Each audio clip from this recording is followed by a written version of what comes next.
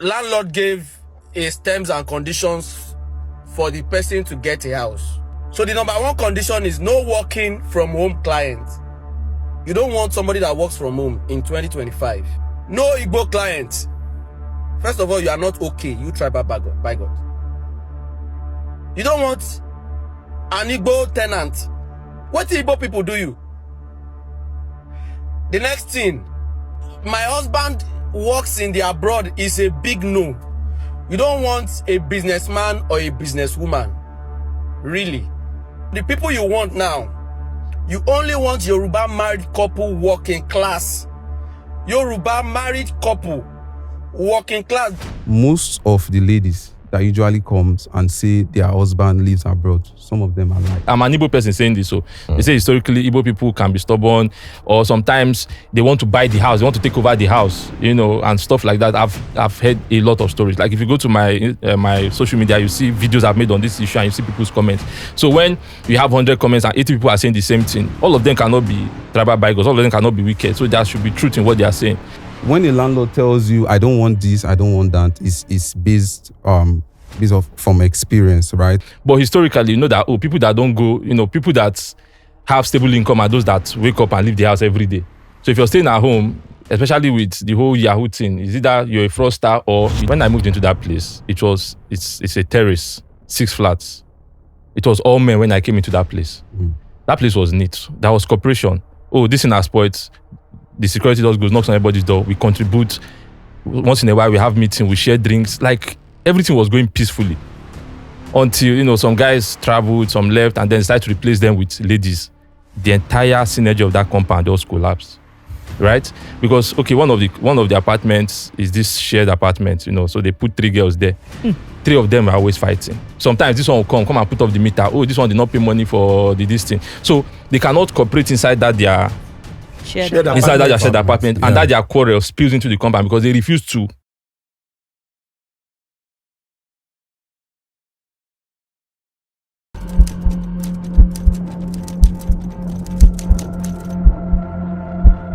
Welcome to the Honest Bunch podcast. Thank you so much for your support. We are super grateful. I feel they cry if nobody say tears don't finish for my eyes because of the things where man they experience himself. But your love is just too much. We are grateful. God bless you. We pledge to always give you premium content that would impact your lives, and that is essentially what we do. And we are grateful for your support.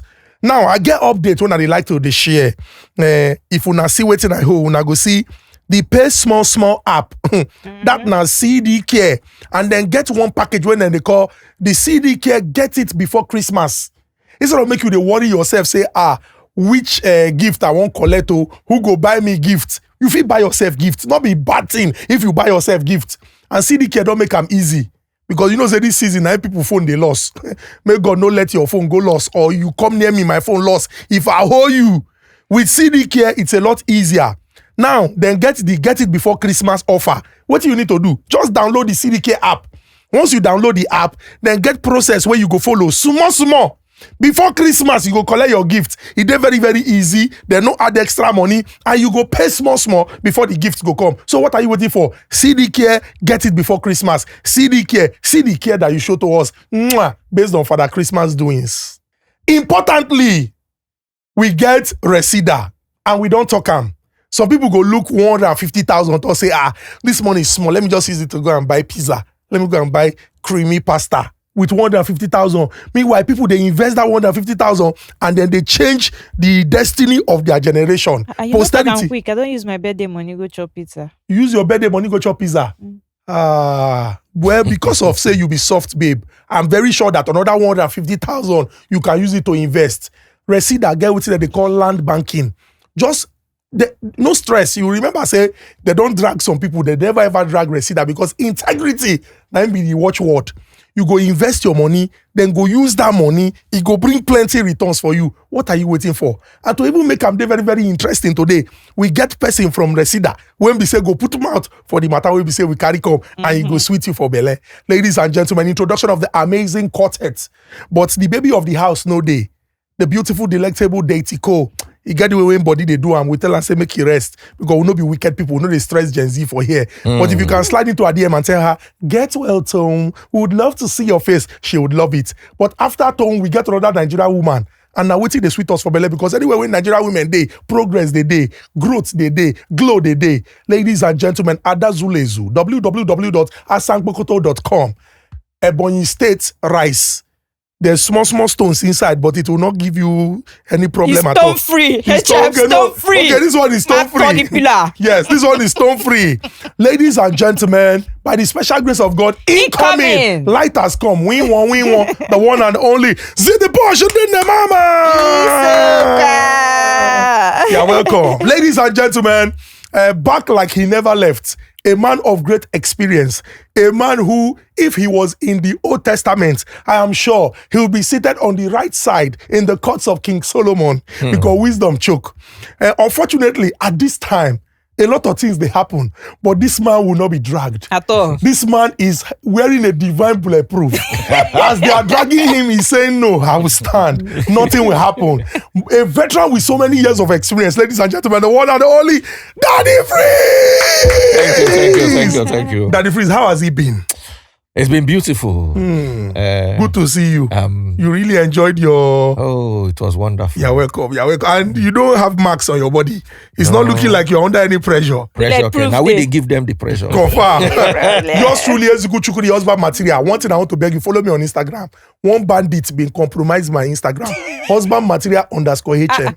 I beg, make una follow that. So your Instagram is an Instagram of particular concern. It's a Instagram of particular. One bandit been carrying that time.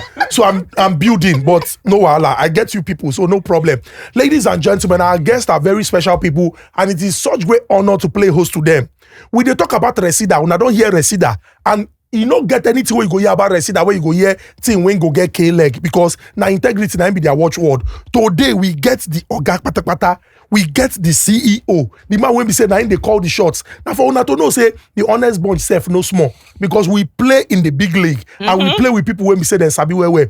This man na person when we say anything when come to investment and real estate in sabi and where. If you give out your money no go loss. You no go begin they shout, call the name, they drag am say you do wetin you know like, or you touch the money one way. Ladies and gentlemen, please put your hands together for the CEO. Yes, I call him the CEO, the Oga Patapata. Now humble man, you go see him, you go just they carry his shoulder, they bring him down, but he choke and things they. The one and the only Abdullahi Atta. Thank you. You're welcome, sir. Yeah, thank you. You're welcome, sir. Yeah. Thank you so much. Our next guest is somebody who, if trouble they come like this, he go say, okay, no problem, I'll face the trouble now.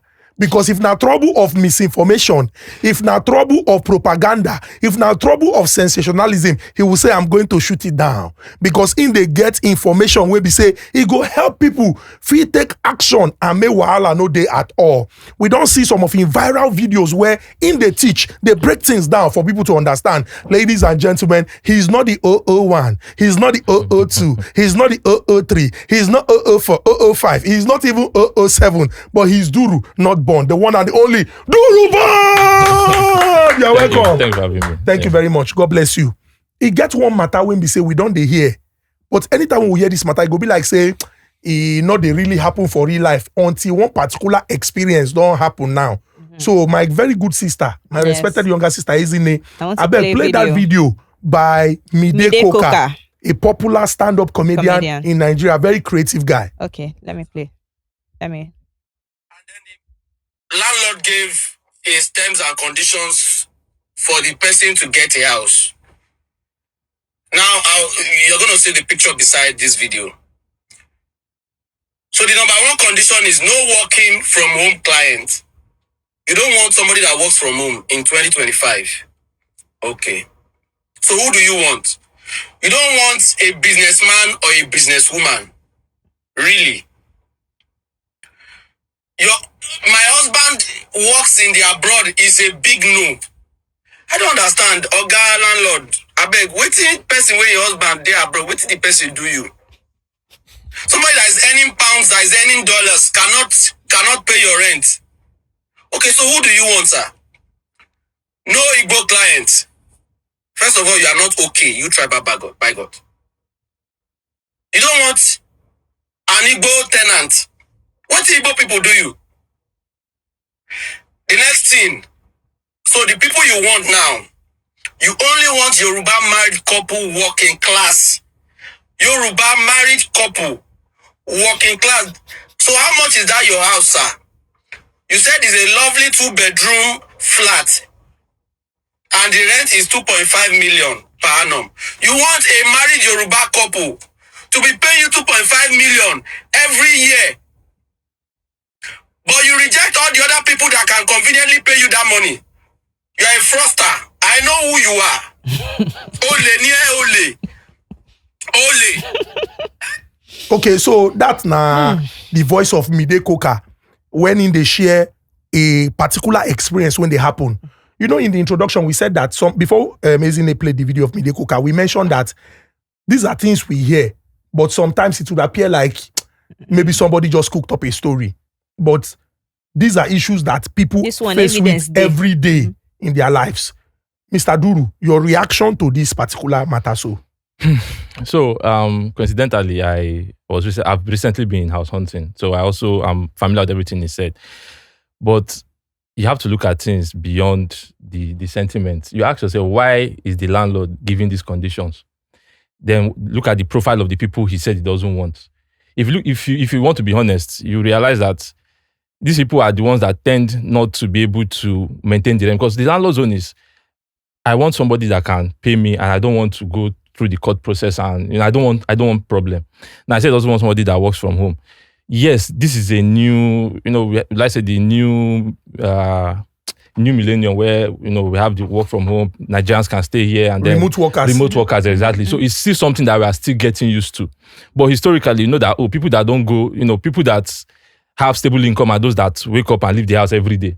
So if you're staying at home, especially with the whole Yahoo thing, is either you're a fraudster or you don't have stable income. Maybe once in a while you get money, you just got some money, you paid for the rent, and then you'll be able to pay the next year, right? That's why I believe the landlord did that. Then he said he doesn't want a woman who her husband is at home. Abroad. I mean, who her husband is abroad. I mean, what if they divorce? What if they have an issue? The man refused to send the money. How will you pay my money? And it will be difficult to get your money from a woman before because I didn't agree to sleep with him. That's why he's treating me like this. Oh, see my children, you want to throw me and my children out. So it's just a way of protecting himself. That historically, these are the people that give you problem. And again, I've been a tenant for a long time, and I've seen the trend of women in compounds. So I understand. I'm not saying it's right. I'm just trying to let you see the sentiment of the landlord. Mm-hmm. Then the other one is the Igbo tenant. Business, no business, man, woman, client. It's the same about consistent income. Your business can be bad, and then you're able to pay the rent the next time. So that's also why they hedge against that. So they just want somebody like now. They said the rent is 2.5 every month. That's about 200K. I mean, 2.5 every year, that's about 200K every month, right? So they know that a Yoruba man and a wife that are both working, they can be able to put that 200K every month. So it's kind of like a guarantee. So if they're earning, let's say, combined household income of maybe 700K, 1 million, maybe 300K each, or somehow, they can be able to pay that 200K. So these are people that I believe, even if I want to collect my money back, maybe I can go to their office to harass them or something. I have something to hold on to. But if you see people working from home, the woman who it's difficult to get money back from those people. So it's just like a security for the landlord. Then the Igbo one, client. I can't really comment on that one because it's something I've experienced. I'm an Igbo person that has been house hunting, right? But I've also, again, I like to keep an open mind in these things. Why is it this way? And I've spoken to a lot of landlords, and I posted about it online, and I've seen reactions. And they say historically, Igbo people are not cooperative in house. I cannot confirm this. This is what I've heard. I'm an Igbo person saying this. So they say historically, Igbo people can be stubborn, or sometimes they want to buy the house, they want to take over the house, and stuff like that. I've heard a lot of stories. Like if you go to my social media, you see videos I've made on this issue, and you see people's comments. So when you have 100 comments and 80 people are saying the same thing, all of them cannot be tribal bigos, all of them cannot be wicked. So there should be truth in what they are saying. So I mean that's my understanding of the situation. So he also said that the only people that he would take are married couple, working class, and you already said something about that because stability of stable income, yeah. But then again, they could get sacked, just as the one that the husband lives abroad could be divorced. It's what lower if they risk. Get sacked? I mean, anything you're doing has risk involved, but the married couple is lower risk compared to these other profiles. So it's not like you can't see single people or the woman that her husband is abroad that are good. Similarly, you can also get that married couple that also give you problem. But if you're weighing the risk profile of all these people, you see that these ones are lower. They're less likely to give you problems. Interesting. Oga CEO, I would like to hear your take on this particular issue. So I will start with the woman abroad because I've had an experience about the husband abroad. A woman husband abroad. I've had that experience lately because we have a subsidiary which we also own some rental properties and also manage for some of our clients, right? And for the past 2 years, most of the ladies that usually comes and say their husband lives abroad, some of them are lies. And majority of landlords don't like to give their houses to single ladies. I don't know what kind of stereotype is that. I have no idea. Our house personally, that we manage ourselves, not the one who manage for our clients, we give it out to single ladies. You understand? But some landlords specifically will tell you, I don't want single ladies because sometimes they have issues with paying rent, and sometimes sometimes they even when they start living, they start bringing a lot of friends and all that. We've had issues whereby a lady came and say her husband was living abroad, and that was a big fat lie. And at the end of the day, she started bringing other ladies to the house, and they had a fight, and we got injured. We had to go and settle the issue at the police station. So when they talk about this, they don't want somebody that their wife is living up, their husband is living abroad. They must have a reason for that. And for that Igbo thing, I've had a lot of landlords. They will also tell you that they don't want Igbo person in their property. But for we are not like that. So long as we have your KYC, we conduct our verification. What's your verification? Now we have our lawyers who, if you say you work here, they go and confirm that. If you say they go as far as confirming from your previous landlord to know if you are a debtor or something like that. So those are the ways we help. So go to your church now. Yeah, some people go to church. Verification is very important. I have to church now because when one of the houses I wanted to get, they say, I must be married and married working, and then they need something from my pastor. Are you married? I'm not any of them. I had to cook up everything. I had to cook everything, and I still did not get it. I still did not get the house. Somebody else paid before I finished all those things. Before you finished getting a wife and getting a pastor. So you know how many letters Free Nation don't write? Oh, you they do scam, Don't be scam now. When I know recommendation, recommendation. Daddy Fizz, I want to interview now. No. So the truth is, okay, I would like you finish before I. So for the Igbo thing, I've had a landlord who said the tenants didn't want to renew rent and also was taking the landlord to court due to some certain reasons best known to the tenant. It happens. It happens a lot. These are things we get to see on a daily basis, and sometimes it gets to a point whereby we just have the lawyers to just undo with the tenants because we don't want to meddle into that affairs. So when a landlord tells you, I don't want this, I don't want that, it's based from experience, right? And again, I can tell you something. We have one of our apartments that we just I wouldn't say evicted, I would say quit notice, because what we did was their rent was supposed to be due at the first quarter of this year. So we told them to take from that first quarter of this year till like the last quarter of this year to look for a place. You understand? Because we wanted to do renovation in the apartment and also put it back in the market. Out of everybody, we still have one person giving us issue evicting the place. And what's the tribe? Ghanaian. Oh, so now even foreign problem. Now yes, it's a Ghanaian. So why I'm saying this is it's not just about tribe. It's any you can have any tribal from any tribe, anybody from any tribe, and they will still give you issues. It doesn't matter. It could be outside, it could be Igbo, it could be Yoruba. But I really don't understand the stereotype with Igbo people. I've never had that experience firsthand, but I've had a lot of landlords who will tell you, Igbo people are very terrible and all that. And I don't want to believe that because we have never had that experience personally. And Igbo people are very good people, if we have to be honest with ourselves. And sometimes there are some of the people who even they don't give you issues with rent, because they have a stable income. Because working class, they usually have issues keeping up with their rent. I will be honest with you, because most especially working class that are married, and the kind of apartments we we don't have those apartments for the high-end people. We have about apartment for the average people because we advocate more for affordable housing because it's very, very important. Because you can't tell me that you work in VI and you earn, let's say, about 700,000 to 800,000 in a month and you want to stay around VI. It's not possible. You understand? So a lot of people, they move to this Shango Tedo Aja axis. So that's the major area of focus we have. So sometimes they have issues with inflation and everything. You see people, you have heart-to-heart conversation with tenants. You start feeling, me too, I'm a human. Let me try and consider these people. So forget about the working class and all that. They might also have issues sometimes. I believe more on business people, entrepreneurs.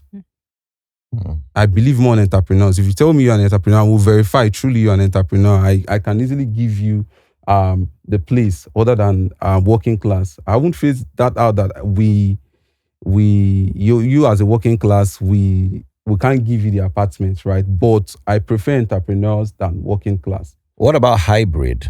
You know, the hybrid is fine. We don't have a problem. What about you're a work younger at home, person, work from so home? you understand the new work system. Sometimes I'm the one who try to convince so the landlords, landlords. the landlords to, sometimes they'll say, okay, since you've made that decision, the reason why they sometimes believe in my decision is because I don't just manage their property. They know we also have our own property which we manage. And from experience, we don't usually have that issues, stereotype issue and all that. So whenever we try to persuade them, they just allow the tenant and stay.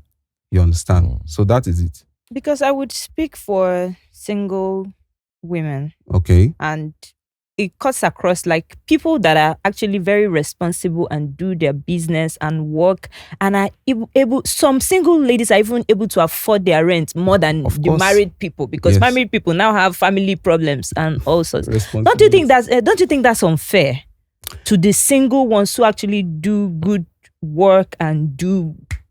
Are able to pay. Let me go. To be honest, I might get dragged for this, but I'm somebody that, again, where I just came from, right? When I moved into that place, it's a terrace, 6 flats. It was all men when I came into that place. That place was neat. That was cooperation. Oh, this in our sports, the security just goes, knocks on everybody's door. We contribute. Once in a while, we have meetings, we share drinks. Like, everything was going peacefully. Until, some guys traveled, some left, and then decided to replace them with ladies. The entire synergy of that compound just collapsed. Right? Because, okay, one of the apartments is this shared apartment, so they put 3 girls there. 3 of them are always fighting. Sometimes this one will come and put off the meter. Oh, this one did not pay money for this thing. So they cannot cooperate inside that their shared apartment, and that their quarrel spills into the compound because they refuse to, cooperate with anything happening there. The one of the other apartments was, a single mother. I don't know where the husband is, but it's a mother with 2 children.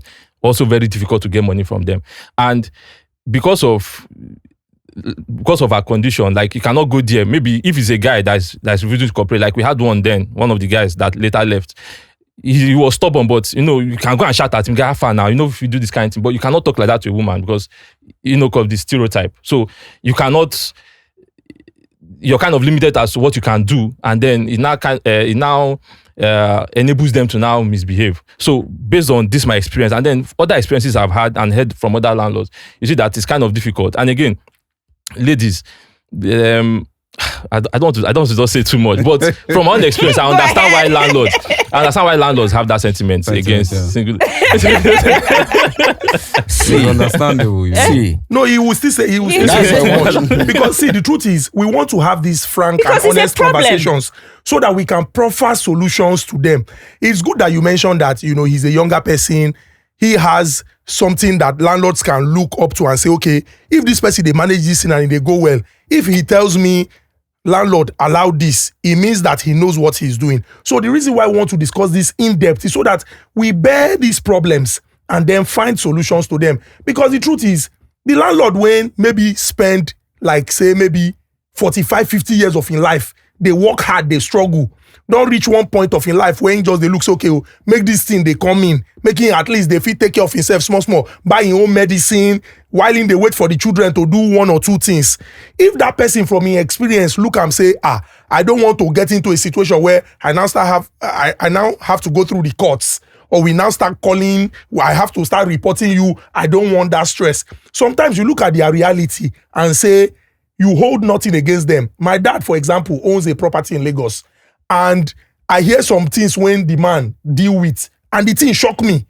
Because, maybe out of empathy, okay, I understand what is going on in the country.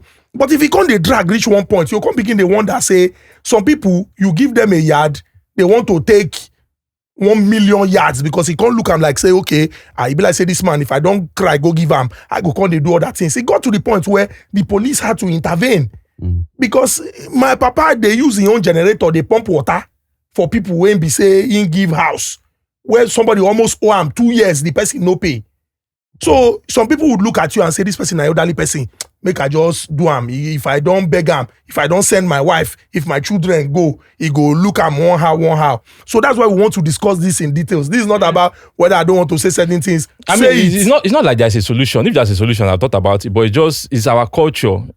Let's say it's a Nigerian women culture generally. Women don't like spending their money. So it's hard to get that money out of them. So maybe that first rent they paid, some of them might have done legit work. Somebody must have sponsored it. And then by the time it comes to renew the rent, that sponsor might not be there again. Or they'll just be reluctant to release that money. And you cannot fight them.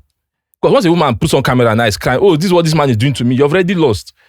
So that's some people rather than go through all that, they just avoid it. I beg, we don't want your problem. Then, at least if it's man, we can handle you man to man. But the woman doesn't want the sentiments. Yeah. I want to bring up the sentiment of Ron's girls. And I don't want us to shy away from this issue. I was trying to rent a property for my wife's business, and we went to the house. It was a 3-bedroom property in a very nice part of Lekki, and each room had like two girls. And you go there to inspect the property at 1 o'clock, and they're all in the house in very meager clothing. Yeah. How do we deal with that? One of the reasons why they wanted to expel the girls was not only were they selling external market, they were selling market within the estate. So the girls would just wear bomb shots in the evening and start strolling around the estate. It was women, married women, that were complaining on behalf of their husbands who really did not mind. It's not like the husbands really had any issues, but their wives were upset. Can we focus the spotlight on our able-bodied Ron's babes? Ew. So, can I go? Any of you, sir? You see, this was what I said earlier. These are some of the ladies that when they come, they will use a facade and tell you that they have a husband living abroad. Because normally, a landlord would not give out their houses to those kind of people. You understand? And sometimes when you even decide you want to commence with verification and all that, you will verify everything. Truly, you confirm the husband lives abroad, but those information might be false, and they happen to be false at the end of the day, and when you get to realize it might be too late, and before you know, they start causing chaos with your tenants and all that. So it's not, I wouldn't say it's a stereotype. Let me not. I don't Why are we talk. afraid to hit the nail on I the don't head? want to. No, let's talk about it. I don't want to. Mr. Bond, I think the martini has been passed to you. So, again, is that if it was a group of Yahoo boys in the compound now, I mean, I could easily call police to get them out of there. I can harass them. There are many things I could do to them. But for women, there's a limit to how you can carry out enforcement of them and carry out enforcement on them. And that's why I think, their case is kind of peculiar. Because you can equate Yahoo boys to Ron's girls because it's almost, Birds of a feather. they're almost similar. Together. But if I find that the Yahoo boys my company, I can get police, harass them, get them out of there or something, and they will leave.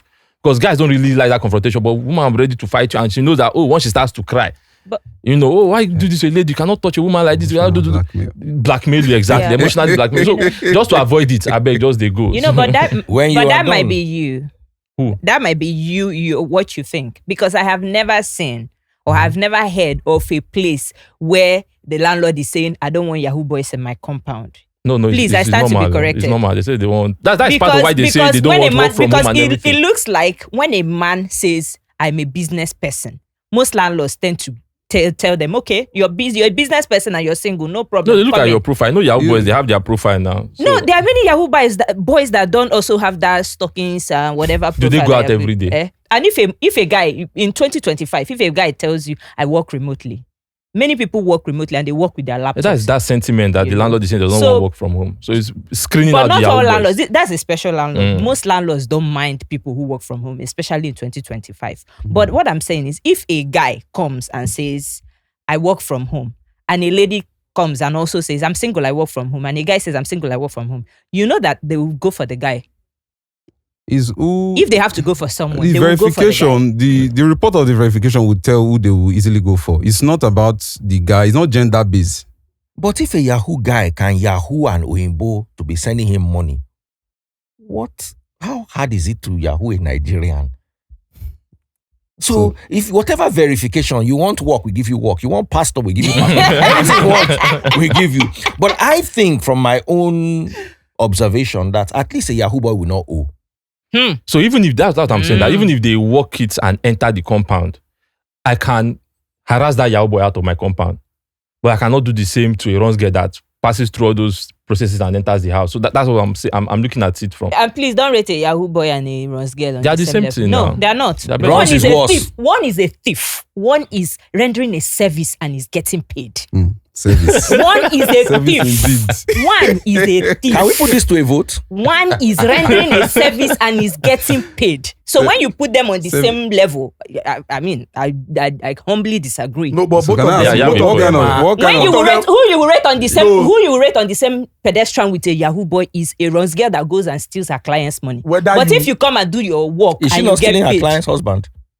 not all married, not runs is not all for married men. It is business. Single guys go for runs girls, married men go for runs Why girls. don't they There's no- reject the married men? Whether Business see, is business. That Wh- the free. whether- They don't. As in, if whether somebody it wants to is- come and buy my pepper, I will say, "Are you married? Are you single?" whether it is a business, or whether you are rendering service, if the action is not noble, it's not noble. What makes you think it's not noble? Is- Please. so why are you afraid of owning what you I have do a publicly? question. I have a Most question. people are Why not you afraid are of afraid- owning No, it. that's Right not now. what you your are. husband. Can I ask you? And Wait, I have wait, three wait. runs girls as friends. Go Simple to question. Lekki. Wait, Go simple to que- Lekki simple this question. evening. Go to Lekki this That- evening the- by wait. 12. Whether the And person no. whether the person is a fraudster or the person provides escort services or a prostitute, can that person raise their child up and say, I want my child to do what I do? Wait, Zinni, before you even So answer it's that not question. a noble, it's not a noble. Zinni, It's not a noble. if I were your husband, and I said I was going to have a drink with 3 of my friends that are Yahoo boys, or I said I was going to have a drink with 3 of my friends that are Runs girls, which one will you allow me to go You are for? my husband. You don't have any business with runs girls. If you were my friend that is a girl or my sister that is a girl and your friends are runs girls, you are my husband. You are going to meet your gender. They are Yahoo. I have a question. If you for say you want to go and meet, you are my husband. You want to go and meet your friends that are male prostitutes. I don't have any problem with you. You can go and meet them. They are doing their business. Let me ask you a They are question. your gender. Can you raise your children in a place whereby you have a lot of runs girls living? How do you even know the runs girls? Ah, You know You that made- things are you made- changing. yeah, You know that- that things are changing. Bomb You know shots. that you people that are here, you don't even know if I'm a runs girl. How can you confirm whether I do runs on the side? See, Who once is Daddy Freeze? How can you confirm whether I do runs on the side? I live in an estate. No. I can no, even tell said, you. No. Once they I'm- start no, walking dog with no, bomb no, shots. No, Daddy Freeze. I don't walk dog with bomb shots. The way you dress to the gym, the way Eh? you dress around, the way you Exactly. carry yourself. I you know, don't walk dogs with bomb shot. In fact, when you see me, you will think I'm an Mweke. You're not my phone. You don't know the people that like No, but if my you're going for type. a walk in the night, if you're going to the club in the night, you dress like your work now. I mean, you can't just. And you think that wear all suit women and- that go to the club in the night are going for runs? That You know- means all men that carry laptop are Yahoo boys. You know, there's a certain we can't kind generalize. of profiling. There's a certain kind of profiling that when you see a Yahoo boy or you see a runs girl, 80% of them, you could easily tell that this is what they do. Okay. You understand? So you can't tell me that somebody is trying to, disguise and say I'm working in an office and there are some Yahoo guys. I don't want to go into this, but there are some Please, Yahoo we are guys. here to go There are into some Yahoo things. guys. There are some Yahoo guys that no matter how you try to cover them, or no matter the neighborhood you take them to, you will still know because of the way they are, the way of living, dress, the way they smoking, dress, all the those things. smoking, The lifestyle. the lifestyle. So you could easily tell. The same thing applies to Ron's girls too.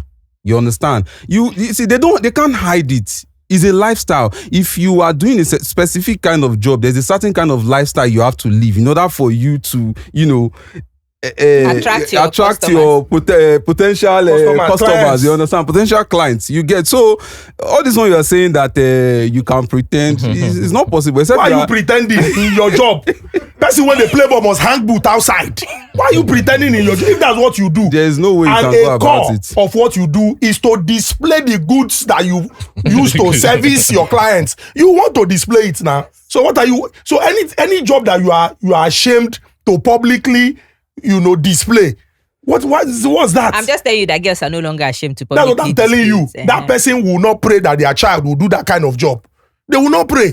The fraudster will not pray that his child will do that kind of job. Fraudster self go raise him picking on the Christian and say, you will become a president. President will not the thief. We not get president when they thief. But you go want do the one when say, if everybody see say you they do this thing, then go say na humble. Why shall we know they come out for afternoon? They play. Which they play. We will know the popular places where they stand for this area. You don't see anyone stand up for afternoon. Maybe they are in other places. Aside that, the most important part of it is the landlords wouldn't want to have those kind of people because they don't want their married tenants to have kids to see those kind of things. Our environmental plays a major role Yes, in I the way everything, the way where we live matters a lot. You can't imagine a child seeing one boy smoking weed out walking in the estate or maybe on the balcony smoking weed and all that. And these children, they watch YouTube. It registers sometimes. in their Yes, memory. aside that, they go online. And when they go online, because no matter how you try to prevent them sometimes they hide, they do these things. They go, it's not like they go and watch something bad, right? But they also have access to internet sometimes. And when they see some of these things, they started getting that influence, that perception that, okay, this thing is a normal thing. I can give you an example. There was a day my son wore a t-shirt because whenever I'm home, I used to wear t-shirt and joggers like sweatpants and all that with slide. He wore t-shirt, he wore sweatpants and slide, and he walked up to me. This boy I'm telling you I think he was like 5 years old then. He walked up to me, Daddy, look at me. I dress like you. I'm walking like you. So if you don't lead a lifestyle that is worth emulating, you don't have to stay around children. You understand? So yes. that is the major factor. It's not about them having children. It's about the environment, the people that lives there, the children. So where can they live? I mean, they don't deserve to be. No. The thing is, if they want to do whatever they want to do, they should be able to, adjust to the way the people in that environment live. They don't have to show it out that this is what I do with their lifestyle and all that. If you want to smoke, go to...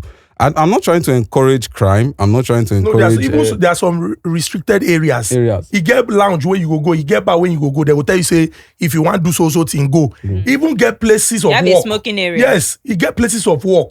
I don't work for where, then go designate, say this place. So if you want to take a smoke break, go there. Smoking area. And there's a reason why they do this. You can't try to force people to accept you when you are not living a life that is worth emulating. You understand? So that's my take on that. So it's not just about them having kids. It's about the kids in the environment. Interesting. When you see people calling, I saw somebody smoking with there, it's because they are worried about their kid at home, their children at home. What if my kids see something like this? Or they see a lady that wears a certain kind of skimpy dress or something like that. And once these kids, they see these things, they want to start doing it.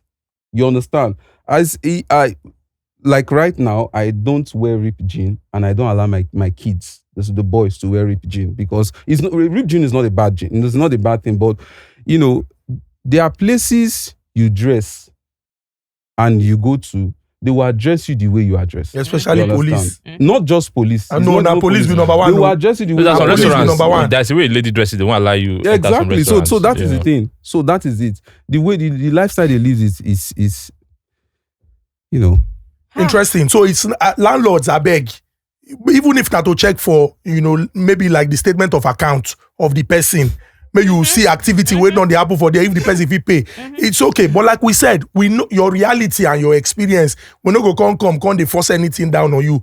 But it's also important because we know you also want money.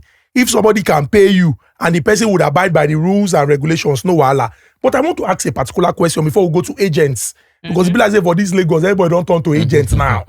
Everybody, I'm sure everybody has in their contact one agent or the other. I won't ask this one, and it might sound abstract. He gets houses when they bring bad luck. No, houses there when they bring bad luck. Have you know when we initially spoke about these rules of the landlord, I talk and say sometimes it go be like say these things no they happen, but now story would they hear them. But from your experience and every other person in the panel, you don't hear of house where they bring bad luck. Everybody has heard it. Growing up, I heard it. The first place I lived when I left my parents' house in Lafiaji, there was that idea around that place. But fortunately, that was where I did my first big deal. Like it was this self-contained, unpainted house. So he said everybody that came there, you will not, like you'll be worse than what you were. Hey. And there were so many examples around there of people that came there and then they fell. Like it was so glaring. Until today, if you go to that part, that area is still like that. You hardly see houses painted. Like everybody there is struggling. Everybody's still there. I went there like 6 months ago or so. Almost everybody I left there is still there. Hey. So I cannot now say it's true because I left. It was in that compound. I stayed there, I think, only 6 months. And I had one issue with courts. He wanted to kill me. I ran away from there. But Wow. I got my first big deal in that house. And, I want to ask another question. Yeah. Haunted houses. Now, there's one girl called Remy. She reads Bible for me, so I know her to be an honest person. She spoke of living in a haunted house. That your car will not start if you park the car in the compound, it will not start until you push the car out of the compound. Then the car that refused to start, mechanic has tried everything, will just start by itself when you pushed out of the compound. That they were hearing noises. That in the middle of the night, there was an empty flat upstairs and you'd be hearing people struggling. Meanwhile, there's nobody in the flat. Then once you go to bed, you hear your table being dragged in the sitting room. Have you guys had any experience with such? personally, I have not. Same here. I've not. I've heard about it a lot, but I've not had that experience. I just think that when you believe some things, your mind is going to make up things around it. Like there was a time I used to be very, very religious. And, I used to experience all this, pressing, I'll be seeing things. But when I left church, all those things don't happen again. We have one thing in common, but we're not going to go there. so it also, but that time I was deeply in it. So all those when you want to wake up and, and I understood what it was, that your brain had woken up, your body was still sleeping. Do you understand? But that time I thought it was, they were pressing me. And then there were some things I used to see, I used to believe, and it was coming. But when I pulled out of it, all those things. So that was I just feel like, but I don't want to discredit anybody's reality because I've not experienced it. Yeah, so it's just a matter of personal experience. I've never had that experience. The only thing I've heard, and I think some neighborhoods, just like you said, some neighborhoods, I think is an environmental factor. Yeah, maybe economics. Yeah, is an environmental factor because the way when you wake up in the morning, the kind of people you see. Exactly. Even sometimes the kind of cars you see in the environment. Maybe the reason why you came there was because your life was already spoiling. That was the area you could afford. You could afford. Do you understand? So that's what your life now kept spoiling there. You understand? So that area attracts, because that area now, if you on Orchard, that area is still like the cheapest. That's where you see cheap rent. So for you to go and rent there, it means that you're not really doing too well. And then you now go there and you keep not doing well and say, it's the area that is affecting you. Again, it has a lot to do with the personality. Yeah. The person. Because some people are so relaxed, they lose focus sometimes. Because I used to say everybody can be successful. It depends on the way you see life. It depends on your perspective to life. The way you chase your goals, the way you try to, there are some people who came to the island from the mainland. Within 2 years, they became very successful, extremely successful. Why there are some people who has been on this island for 10 years and they have nothing to write home about. So it has a lot to do with the personality also, the person. How you spot opportunity, how you take advantage of opportunity, how you are a goal-driven person and all that. It has a lot to do. Your environment cannot define who you are in some cases if you are a focused person. You understand? But If you are not, you lose focus and you get to an environment whereby you have a lot of people who are so lackadaisical about their future, about chasing their dreams and all that. You end up being part of their circles, and before you know it, Let's talk about landlords and rent hike. You wake up one morning. Isn't it your mic? You wake up one morning and your rent that used to be 3 million is now 7 million. And sometimes landlords even say, pay me 2 years upfront, pay me 3 years upfront. Can we speak to these issues? I want to hear both of you, your take on them. maybe you go Okay, first. I mean, again, it's the economics of the country. That's the reality that we have. My brother has a wedding coming up. I've not bought suit. The last time I bought suit was when I was in paid employment. I used to buy suit in Lagos Island that time, around 20K. That's the last time I bought suit. But now I'm hearing suit 250,000. I'm like, how? Do you understand? Now, one of the, they say the 3 needs of man is food, clothing, shelter rather. So suit is also one of my basic needs. And has gone from 20K. This was like a couple of years ago. That's gone from 20K to 200 and something thousand. The same thing, the cars. I saw one advert a couple of days ago. This 2005 Camry. Nigeria used 6.8 million. That car was like 1 million naira a couple of years ago. Less than When I bought my own brand new in 2009, it was 3.9 million. Yeah, I saw it's 6.8 million. It's a popular person that this guy that copies VDM, this very fair man. If you go to his page, you see there 6.8 million. I saw it. I was like, wow. So that is the reality. So I mean, you can't expect that the cost of everything in the country has gone up and then only house rent will reduce. So it has followed the devaluation that happened, especially around 2023.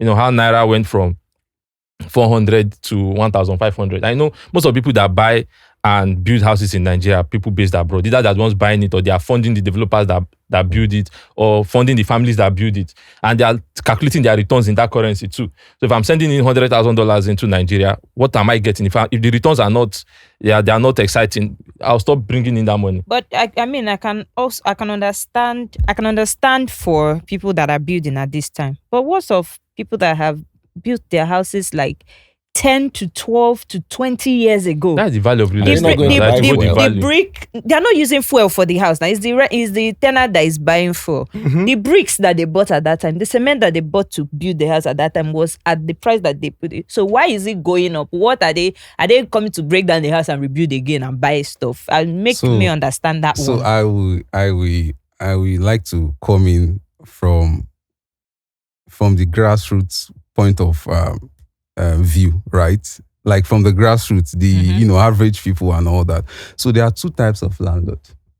I used to call one afitikpatikpa kole. Do you know what that means? No. To use power To build house. by fire by force to build house. You see those kind of landlords. So there are 2 types of landlord. One, I call them afitikpatikpa kole. Then I call the other ones afunima obe. Afunima obe, I give you a no look. You understand? When they build their house, there are 2 types of landlord. There are some, their sole, income, revenue is majorly from the houses they've built over time. Some are retirees, some are still working and all that, right? Why some, they have, you see big guys working in oil company, they work, they have a job abroad and all that. They really don't care that much. You understand? I'll give you an example. So this particular property I told you in question that we had to, ask everybody to leave, they've been paying the same rent for over 6 years. No increase. That's not bad. That's okay. In normal Lagos, let's be realistic with ourselves. They've been paying the same rent for over 6 years. No, it's out of the norm in current Lagos real estate space. You know what I'm talking about. I mean, she said this is okay, but it's He not said okay it's for the not landlord. okay. Somebody took that risk and invested that money. Like if you go on, once in a while on Twitter, somebody will say building a house for rent is a bad investment. That only Mumu builds house for rent. Now, if Mumu will build his house for rent and you're telling him that he should not maximize it. Sometimes I argue that rent in Nigeria is actually cheap. If it was expensive, more people will be building houses for rent. The reason why a lot of people don't build for rent is because they know that the returns are not good in respect to the value of the house. If it was good, nobody would be doing here. Everybody would come and be building houses. Let's talk about the value of the house in Lagos. If you say value of house in Lagos, I'm laughing because there are some videos that I see that the toilet, if you are not a size 6, you cannot enter the toilet. You're talking about the quality Your of the house. bed. What I'm That's saying the about value. It's value. Now value no, is I'm what talking you value get. in terms of how much it costs to build it. But I mean, How much it but costs? how much does it cost see- to do 2 blocks? Are you and back? serious? Are you No, I'm saying serious? as compared to a larger expanse of land. What I'm saying is, the houses in this Lagos, do they really worth the price hike? Some do what? You see, there's something that we fail to look at. A house needs major renovation after 20 years, which could include changing the roof, which could include a lot of plumbing work. If you factor in that and your 12 years rent does not cover it with profit, you are losing your money. Losing, yes, of course. But they don't do it. Oh, they no. When rain starts falling on your head, you know. Secondly, we need to look at Lagos. I want both of you guys to address this. Is land in Lagos, is it speculative value or real value? Someone told me that my Kadenuga's house in Banana Island, I don't know this for sure, I'm not a realtor, the land is sitting on is worth $35 million. Is The land alone. because by the time they measured the per square meter of Banana Island area. is worth, just the land without any structure on it, $35 million, according to reports. Is that land really worth that much, or the value is speculative? Secondly, the question she's asking, they built a tiny toilet. I remember when my grandfather of blessed memory told me he was a diamond prospector in Ghana. They said they were selling land 4 feet by 6 feet because you are digging for diamonds. So the value of the land is what's inside the land. What determines the value of land in Lagos? All right. So let me start from here. So let's say you're going to work in the morning, right? Let's say from Ajah to Obalende in the morning. And typically, or ideally, the transport fare from Ajah to Obalende is 1,000 naira. But you're at the bus stop. Let's use 2 scenarios. You're at the bus stop one day and there are just 3 people. One bus comes. It says, oh, now 1,500. You'll be reluctant because, there are not a lot of people there and probably you still have time.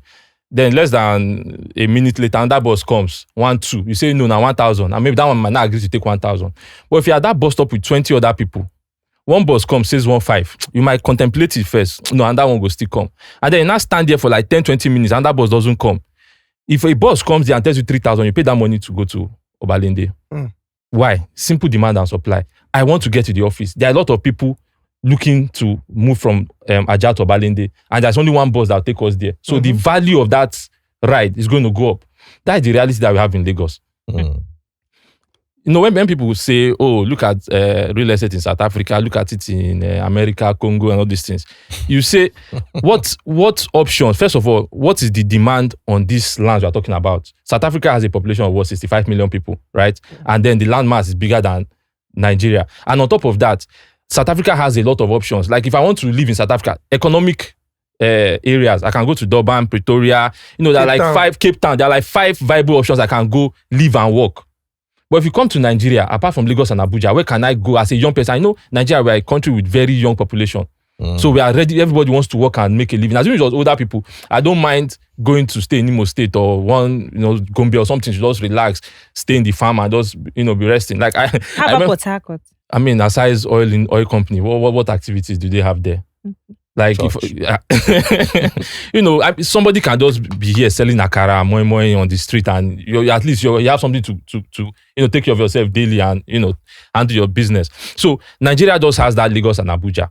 Then when you now come to Lagos on its own, if Lagos is the smallest state in Nigeria on one hand, and then despite that small size, not a lot of it is developed. Let's take this island for example, from Ikoyi to Chevron. If you go from Chevron downwards, if you fly a drone, you see that it does bush, nothing's happening there. Oh. No, if you talk to most people, nobody wants to live after Chevron because the connectivity is not there. Like if I'm living in Shongotedo and economic activity is happening in Ikoyi VI, how long will it take me to get to Shongotedo? To VI from Shongotedo. But if there was like the roads were good and you take me like 30 minutes, or there was a train system that will take me there in 10 minutes, I don't mind going to live in Ibejuleki, take my bus in the morning, take the train in the morning and go to the office. So you see that pressure that everybody wants to live in Ikoyi, VI, Lekki Phase 1, Ilaso, Ikate, that pressure will be pushed downwards. So these areas that have economic activity, they are choked up. Everybody wants to live. Somebody like me now, I told you I'm house hunting now. I'm looking at Lekki Phase 1. I do not need to live in Lekki Phase 1. I'm not somebody that goes out every day. But because of this recent construction they did, I've been missing meetings. I'm like, see. And the problem starts from Jakonde. Chevron right now. No, from Jakonde downwards. Okay. The traffic from Jakonde downwards. So I don't want to stay, before Jakonde anymore. Now I'm not adding pressure, unnecessary pressure on the housing, the limited housing options in that Lekki axis. So on the same thing on the mainland, you have Badagry, you have Ikorodu. Those places are there, but nobody. If there was, an efficient water transport system from Ikorodu to, if I can take, let's say 10 minutes, and it was not expensive. I know a staff that every day she spends like 10,000 naira. She was taking the boat. Yeah. I think is it 3K they charge? I don't know how much they charge. 3.5 or so. So it is not efficient. That's why it is expensive. But if it take me 1K to take a boat from, and it was safe too, take a boat from Ikorodu to VI. I don't only live on the island. I can stay in Ikorodu and I know 10 minutes I'm in VI. So because of these inefficiencies, that's what is adding the pressure to the center. It's not as if real estate is expensive. If you go to Ikorodu, you can get 2-bedroom apartment for less than 1 million naira. Ekpe, the same thing. Bedroom, the same thing. Badagry, the same thing. So will you say 1 million naira per year is too much for a house? Bedroom, 1 million. Year? Yes, for less than 1 million, I can show you. I've seen some. Apartment, standard apartment. 2-bedroom apartment. No, like an apartment. No, but at least you can live there now. If you want standard, If at all. do you understand? So it's not as if it's expensive. So where you see that ridiculousness is at this center. And why is it like that? Because of the demand. Like I told you, there was a landlord. I provided everything, but before I could show him, this was somebody that knew me online. Was somebody that already paid for the house. Then talk less when you're not trying to negotiate and drag your leg. Almost like if I've checked 10 houses, 6 of them somebody paid before. Like there was one I saw, I was very interested. I checked in the morning, I checked in the morning. They called me by 3, somebody had paid for it. My wife told me. So that is the issue that we have. This demand of a thing is not just even only in Lekki, right? Is even spring up to even Ibeju Lekki. If you have an apartment, like a landlord, you build an apartment, I kid you not, within 3 weeks, even if it's 20 units. You sell out. Like you rent it out. Yes. If you have an apartment, a landlord, let's start from Aja to Ibeju Lekki, within 3 weeks, you rent it out. So the thing is just about demands. When people know that, okay, for example, like you said, he wants to live around where he could have accessibility to, most of the other part of Lagos, right? And even at Ibeju Lekki, the Shango Tedo, people who cannot afford this Lekki axis, they want to move to that place because now you have a lot of decent neighborhood there. And they believe that, to me, recently I was surprised. I saw something because I was trying to verify current prices. It seems like this new road construction that they did from this Aja to this, it has increased rental value there. I said that to my friend yesterday. I said that to my friend. I'm telling you. I said that to my friend yesterday. Somebody wants to rent. I said that to my friend yesterday. There's a question that I want to ask.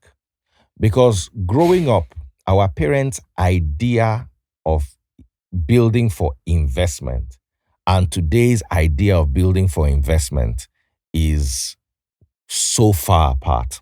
I'll give you an example. When they were building my estate, off plan, they were selling 2-bedroom flats for 15 million. This was in 2013. So a friend of mine wanted to invest. He had 30 million. I said, look, buy 2 of these flats. You'll be using it as rental value. So he brought his mom to show her. His mom was like, are you mad? 2-bedroom, 15 million? You want to waste 30 million for this? Bring the money. I will build 2 duplexes for you in Warri. So the guy gave his mom the money, and his mom, true to her word, built 2 lovely duplexes. So she and the family stay in one and they rent the other one out. And I ran into the guy earlier on this year, and I was like, how far with your house? How much are they renting the house? The 1 year. He said 800,000. Hey. Yeah. How many years? For 1 year, 800,000. No, I mean, for how long if he has owned that apartment? Much 2-bedroom flat is in my estate now? 10 million. 10 million.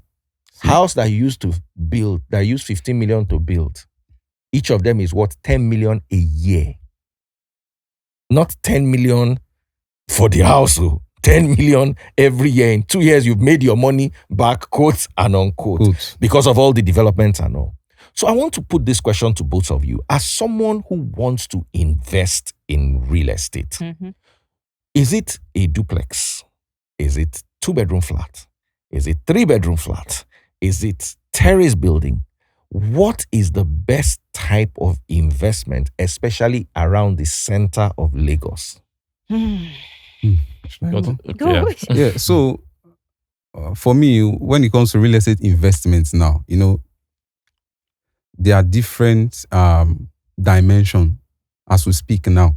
There are different dimensions to go into real estate investment. And if you are looking at rental property, except maybe you want to acquire property maybe in Ikoyi or something like that. But if you are looking at, let's say, Lekki Phase 1, you are looking at maybe the Agungi and the likes, and you have a large chunk of money, I believe you could easily go for blocks of apartments. Mhm. Yes, if you have, when I say large chunk of money, you understand, you could easily go for a block of apartments. That's the way I see things. Then if you are talking about, because for me lately, I don't even consider rental as an investment. Yes, if you want to invest into real estate now, I don't consider rental as an investment. There are commercial real estate, recreational real estate, even agro real estate, different ways that you can generate passive income that will yield higher than a normal rental property, and also the value of the property also increases. You understand? So the people that go into rental now, people who have built their houses over the years. You understand? That's why I see short let has become a big thing now. Because you can't buy a property and expect to get that return back within the next 10 years or maybe let's say 15 years if you are doing a proper rental property. You understand? You have to go into maybe like the short let, or you can even go into like hospitality, recreational and all that. It needs to be getting you steady cash flow at a low cost maintenance. You understand? So when you talk about that, but when you talk about rental, I would advise a block of apartments, because I can tell you, if anybody who cares to listen, if you want to go into rental, forget about Ikoyi, forget about Lekki, forget about VI. Take that land chunk of money, go after Aja. What do you build there? You build block of apartment. If you really want to go into rental apartment, because number one, the value of property there is not that high as the likes of Lekki and VI, and the potential for that property value to go to like times 200-300% is, the chances are higher than that of the Lekki Phase 1 and the VI. You understand? So rent again, on the other hand, there was a time, I can tell you, there was a time in Ikota Villa Estate, rent was like 3-bedroom flat rent was like 800,000 now. Yes. Wow. Yes. 800,000 Ikota Villa Estate. Then they just started developing Megamond. I was scouting for a house then. I know what I'm saying. You understand? So those places now, go and check how much the rent the amount they are demanding for rent today. But when you have a property in Ikoyi, if you rent a property 15 million today in Ikoyi, in the next 5 years, you will never rent that property for 100 million. What? Yes. Yes. They've gotten to their peak period. But the value of the property would increase, but the rent would not increase. You understand? But when you go to those Shangotedo axis, a property, if we are using the normal Lagos trend, the increment of rent, you understand? If we use that normal trend, you can build a property today, rent it out for 1 million. In the next 5 years, there are possibilities that property can be going out to like 7, 8 or 10 million naira. Because development is coming there. The coastal road, even the... Do you think the coastal road is a good idea? Of course it is, for crying So out let loud. me add to what he's saying. So which is a better investment? He's right, to a large extent, but I would say it depends on what your risk appetite is and what your investment goal is.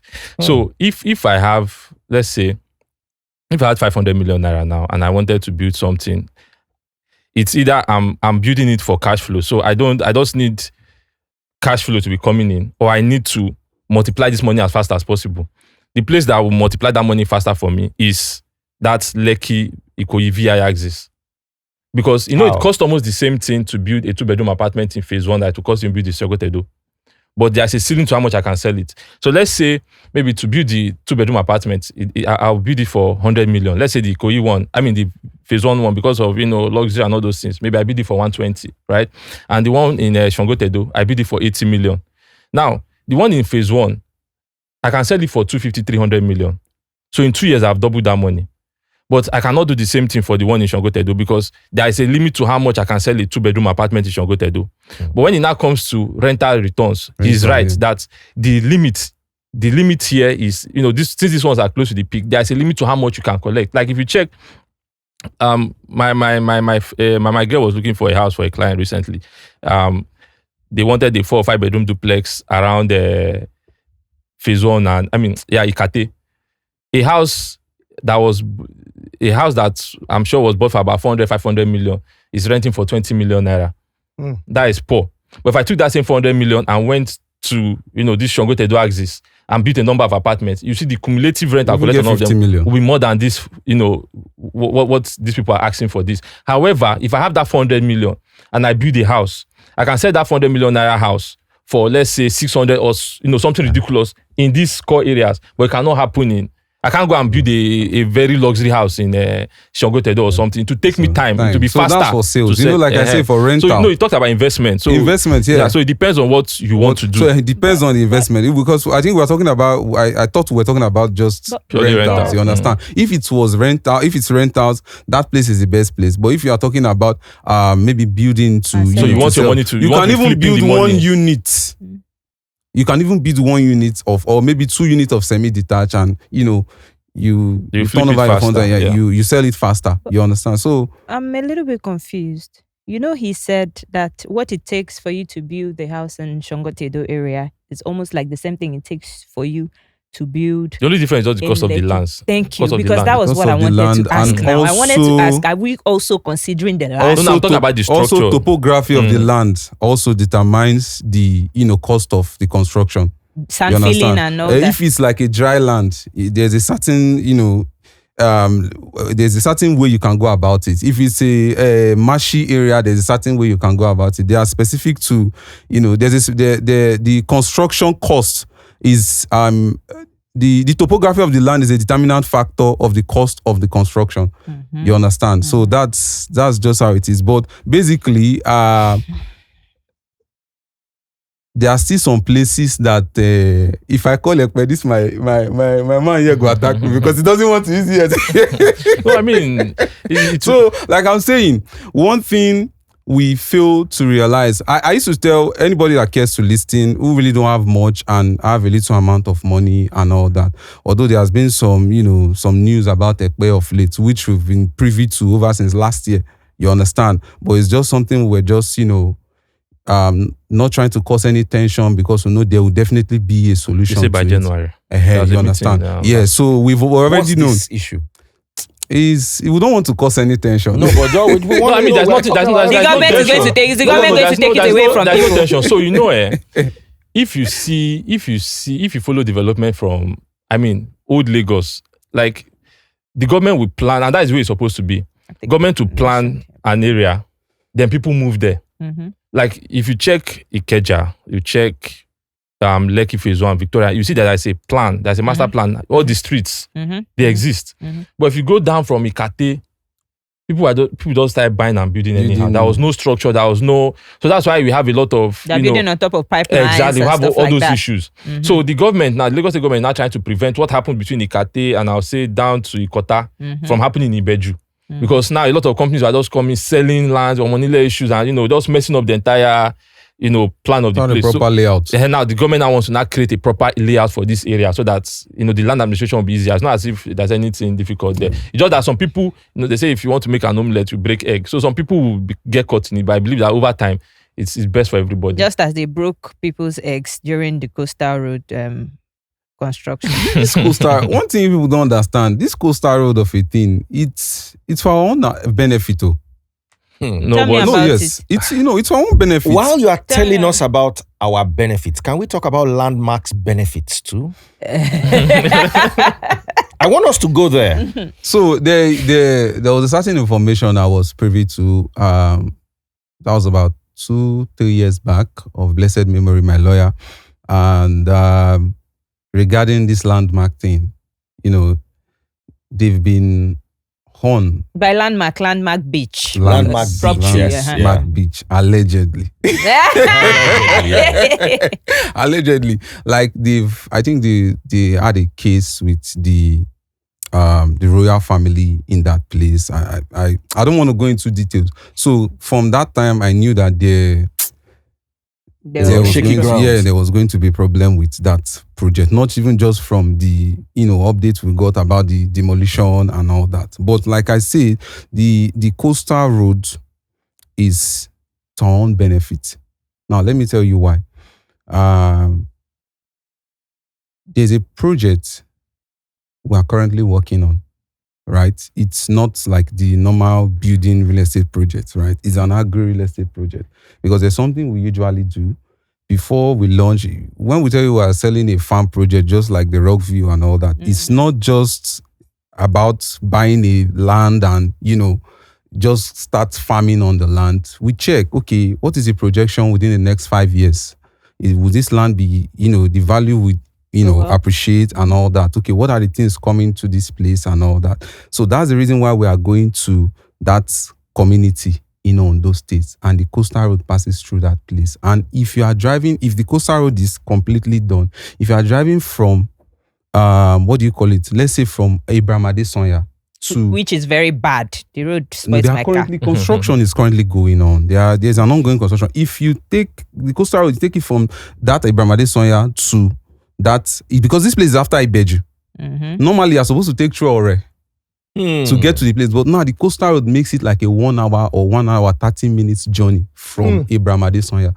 You understand? Just like the likes of the Oyo State we did. There's a Sokoto Badagry Expressway coming from Sokoto. It's going to really? trade to, yes, from Sokoto to Badagry. They've already commenced. They kicked off the project from Sokoto, and the property we are talking about is along that road. So when you are talking about investing in some of these locations and all that, coastal road is to our own advantage. The question now is, how are you taking advantage of this opportunity? That's the question you ask yourself. How are you taking advantage of this opportunity? I can tell you there was some property some years back on Monastery Road, which we acquired then, I think 3 million then on Monastery Road. Immediately the coastal road got to around that place. Those properties going for like 50-60 million now. You know that people watching this will say maybe you're saying this because it did not touch you. It's Yeah. not about Let- the let- not let Is me- it touching fair? you. Is it fair? Sorry. I want Is to it give- fair? yeah, I want Is to it come. fair on the people that their properties were taken away because of the coastal road?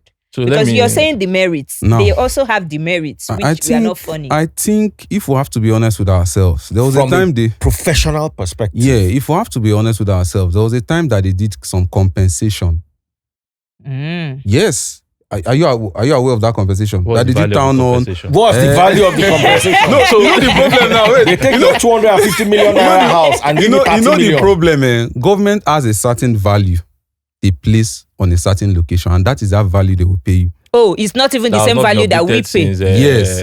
Now, let me 1990. ask how this value system works. I buy a land, me and him buy land, 30 million. Me, I build a bungalow with 8 million. He builds a 6-floor duplex for 60 million. His house is valued at 90 million. My own house on the same plot of land is valued at 16 million. What would the government give us should they want to take Our property. our property? So, like I say, is the value the government placed on the property. Whether Is it's what- high rise or whether it's bungalow. high rise or whatever it is. Hey, the You know, government. sometimes why you see some of these prices in real estate industry, why people complain the price is high. Sometimes it's the cost of construction that increases the value of the property.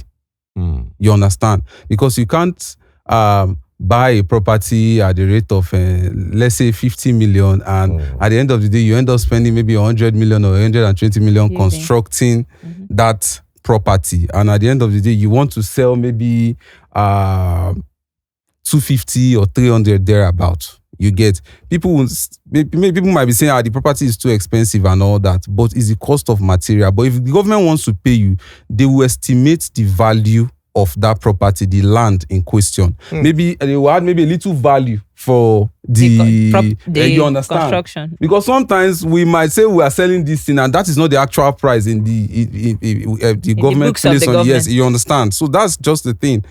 That's the thing.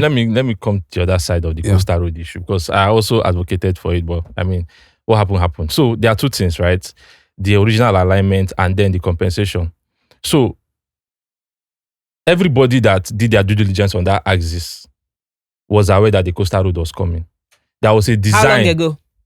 Many years ago. Many years know. now. It I'm has sure been- from it Tinubu's has time been as from governor. So many now years there back, was yes. there was an alignment. The road was supposed to pass a certain place, but some people, through omission or commission, through ignorance, they now built along where the original road was supposed to be. Right? So it now became a case where who do you know now determine whether the road was going to affect you. Now, one of the reasons why Landmark was having issue was that road, where the road passed, it was not supposed to pass there. That there was another place the road was supposed to go through, not his beach. Now, much as we're going to lose the beach much later because the Atlantic was going to extend. But the original alignment was supposed to go through the front. But for some certain powerful people that were on this side, they now moved it this way. Hell. And that was also what happened further down across many sectors of the road. That's what a lot of people were complaining about. Not that the road took their land. A lot of people knew that the road was coming and they took measures to make sure that they avoided the road. Now imagine you did all that, and then they still carry the road to come and meet you. There's no amount of compensation they will pay Because you. some people dodged the thunder. And then he came and hit you. So what do you want to compensate them? I did the right thing and you're punishing me for it. Meanwhile, the people that broke the law, because they Know have somebody that knows somebody. they are free from it. So not only is it even affecting those people, it's going to affect us more it's going to affect the entire real estate industry, because now it's difficult to convince serious can't. investors to bring in money into that of economy. course. Yeah. Because they're telling you, what guarantee can you give? I cannot give you guarantee because this government can change anything. Anything But can happen. if we knew, okay, this is what the law is, if you do this, you're safe, no issue, then you see that more people will be willing to bring in the money. And that also goes to the judicial system. Like we were talking about the compensation. Like in America now, I own my land. Even if the government wants to take my land on eminent domain, okay, how much do you want to give me? I don't like it. We'll go to court. Then it's the court that will now determine, okay, pay this guy this value. And once that verdict is given, everybody goes home. But in Nigeria, if I carry the government to court, either nothing will come out of it, or if something even comes out You of go it, lose pata go and pata. collect the You money no go now. even It's see a- anyone. I would say is our So- culture. It's actually not the right thing though. So but those are the it's challenges. culture is Those- where we find ourselves in the country. You understand? And like I said, I think you still operate in Lagos State real estate, right? Commercially, as a brand, I've taken off my hands from Lagos State real estate. Commercially, as a brand, Resida as a brand, we've taken off. We have other, like we have property we deal in Lagos. Those are for close-knit investors. These are people who understand the terrain. These are people who understand that, okay, this is how it is. Lagos State government, anything. You understand what I'm trying to say? But as a brand, they say put your money where your mouth is. So as a brand, commercially, and again, the reason why we decided to, move out of Lagos State is because we are an advocate of affordable properties. Everything we are doing is centered around affordability. We understand that affordable, when the word affordable is relative, right? But, we try as much as possible to offer our clients value with, you don't have to break the bank and all that. But you see this Lagos State real estate, like I said, as a brand, we don't operate. Resida as a brand, we don't operate Lagos State real estate because I'm sure he has fought some war. He don't fight war. No, but it's high risk, high reward now. Yes, So- no, they also reward in those places. Don't like. Let's not face it out. Can't They are compare to even. Lagos. There is they a are war. rewards. They are That rewards. that is predominantly a Lagos war. It's a Nigerian battle, but it's a Lagos war. No. Are you ready for this war? Tell me to bring it on. Bring it on. Collapsed buildings. Oh, Jesus Christ. Why is it? I was reading a story I'm going to use 2 international sightings. Turkey during the last major earthquake, where high rises came down and lots of people lost their lives. I don't know how true this story was, but I heard that some people that were supposed to pad the foundation of a building used used tires instead of the proper materials. Yes. And they took them, all the people who did that job, threw them into those foundations and executed them there. We read about what happened in North Korea. Kim Jong-un, whose uncle supervised, quote and unquote, a building that collapsed. Before going to court, he executed his uncle. Yes. First. Straight up. So do you know the fate of the remaining people? Is it that people get away with it? Because I don't think there is a month in Lagos where we don't have a collapsed building. Now, personal experience. I'm driving through Lekki. I see high rises. I see that POP mold done on the 3rd floor. So, yeah. But then I now see an additional floor because on top of that POP mold, there should be roofing next. Mm-hmm. I wish I could have pictures. No, I get what you're You know, saying. so you know that these people got approval for a 3-floor or a 4-floor And then structure. they're making it 7. But now they're making it 5 or 6. And you drive past that area 7 years later and those buildings are still there. Did they update the structural, I don't know what it is. I'm not into real estate. Whatever it is, the approval. Yeah, mhm. And who is in charge of these things? And why is Nigeria, I don't know about the rest of the world, if this is how buildings just fall like a pack of dominoes, but why is this peculiar to Nigeria and even more peculiar to Lekki? And what's the solution? All right. So the truth of the matter is that Lagos State has a very robust building control agency administration, right? The laws are there. Like you have the building codes, what you're supposed to do at every stage. If you're building in Lagos, what you're supposed to do at the foundation, then you call the officers for inspection at different stages. And then when you're done, they come and look at the whole place to be sure that everything is ideal. But you know the Nigerian problem, the laws are there, but the enforcement is the problem. Do you understand? There's almost no house you pass through in Lekki that you will not see one red X, or that is an agency coming to tell you, you have not done something right here. But in Nigeria, either, the developer knows somebody, or the what they call it, the staff there is incompetent or whatever. Those people are able to bypass all those checks and balances, and then we'll have the issue that we have. But the truth of the matter is that if, you're building and then you follow all the building guidelines, you won't have such issues. Then Lagos State has its own problem. What I've realized is that the building agencies are understaffed. So you have a case where I want to do the right thing, but it's taking me a lot of time. So I'll just bypass it. When you make the rules too hard for people to follow, you're encouraging them to break those rules.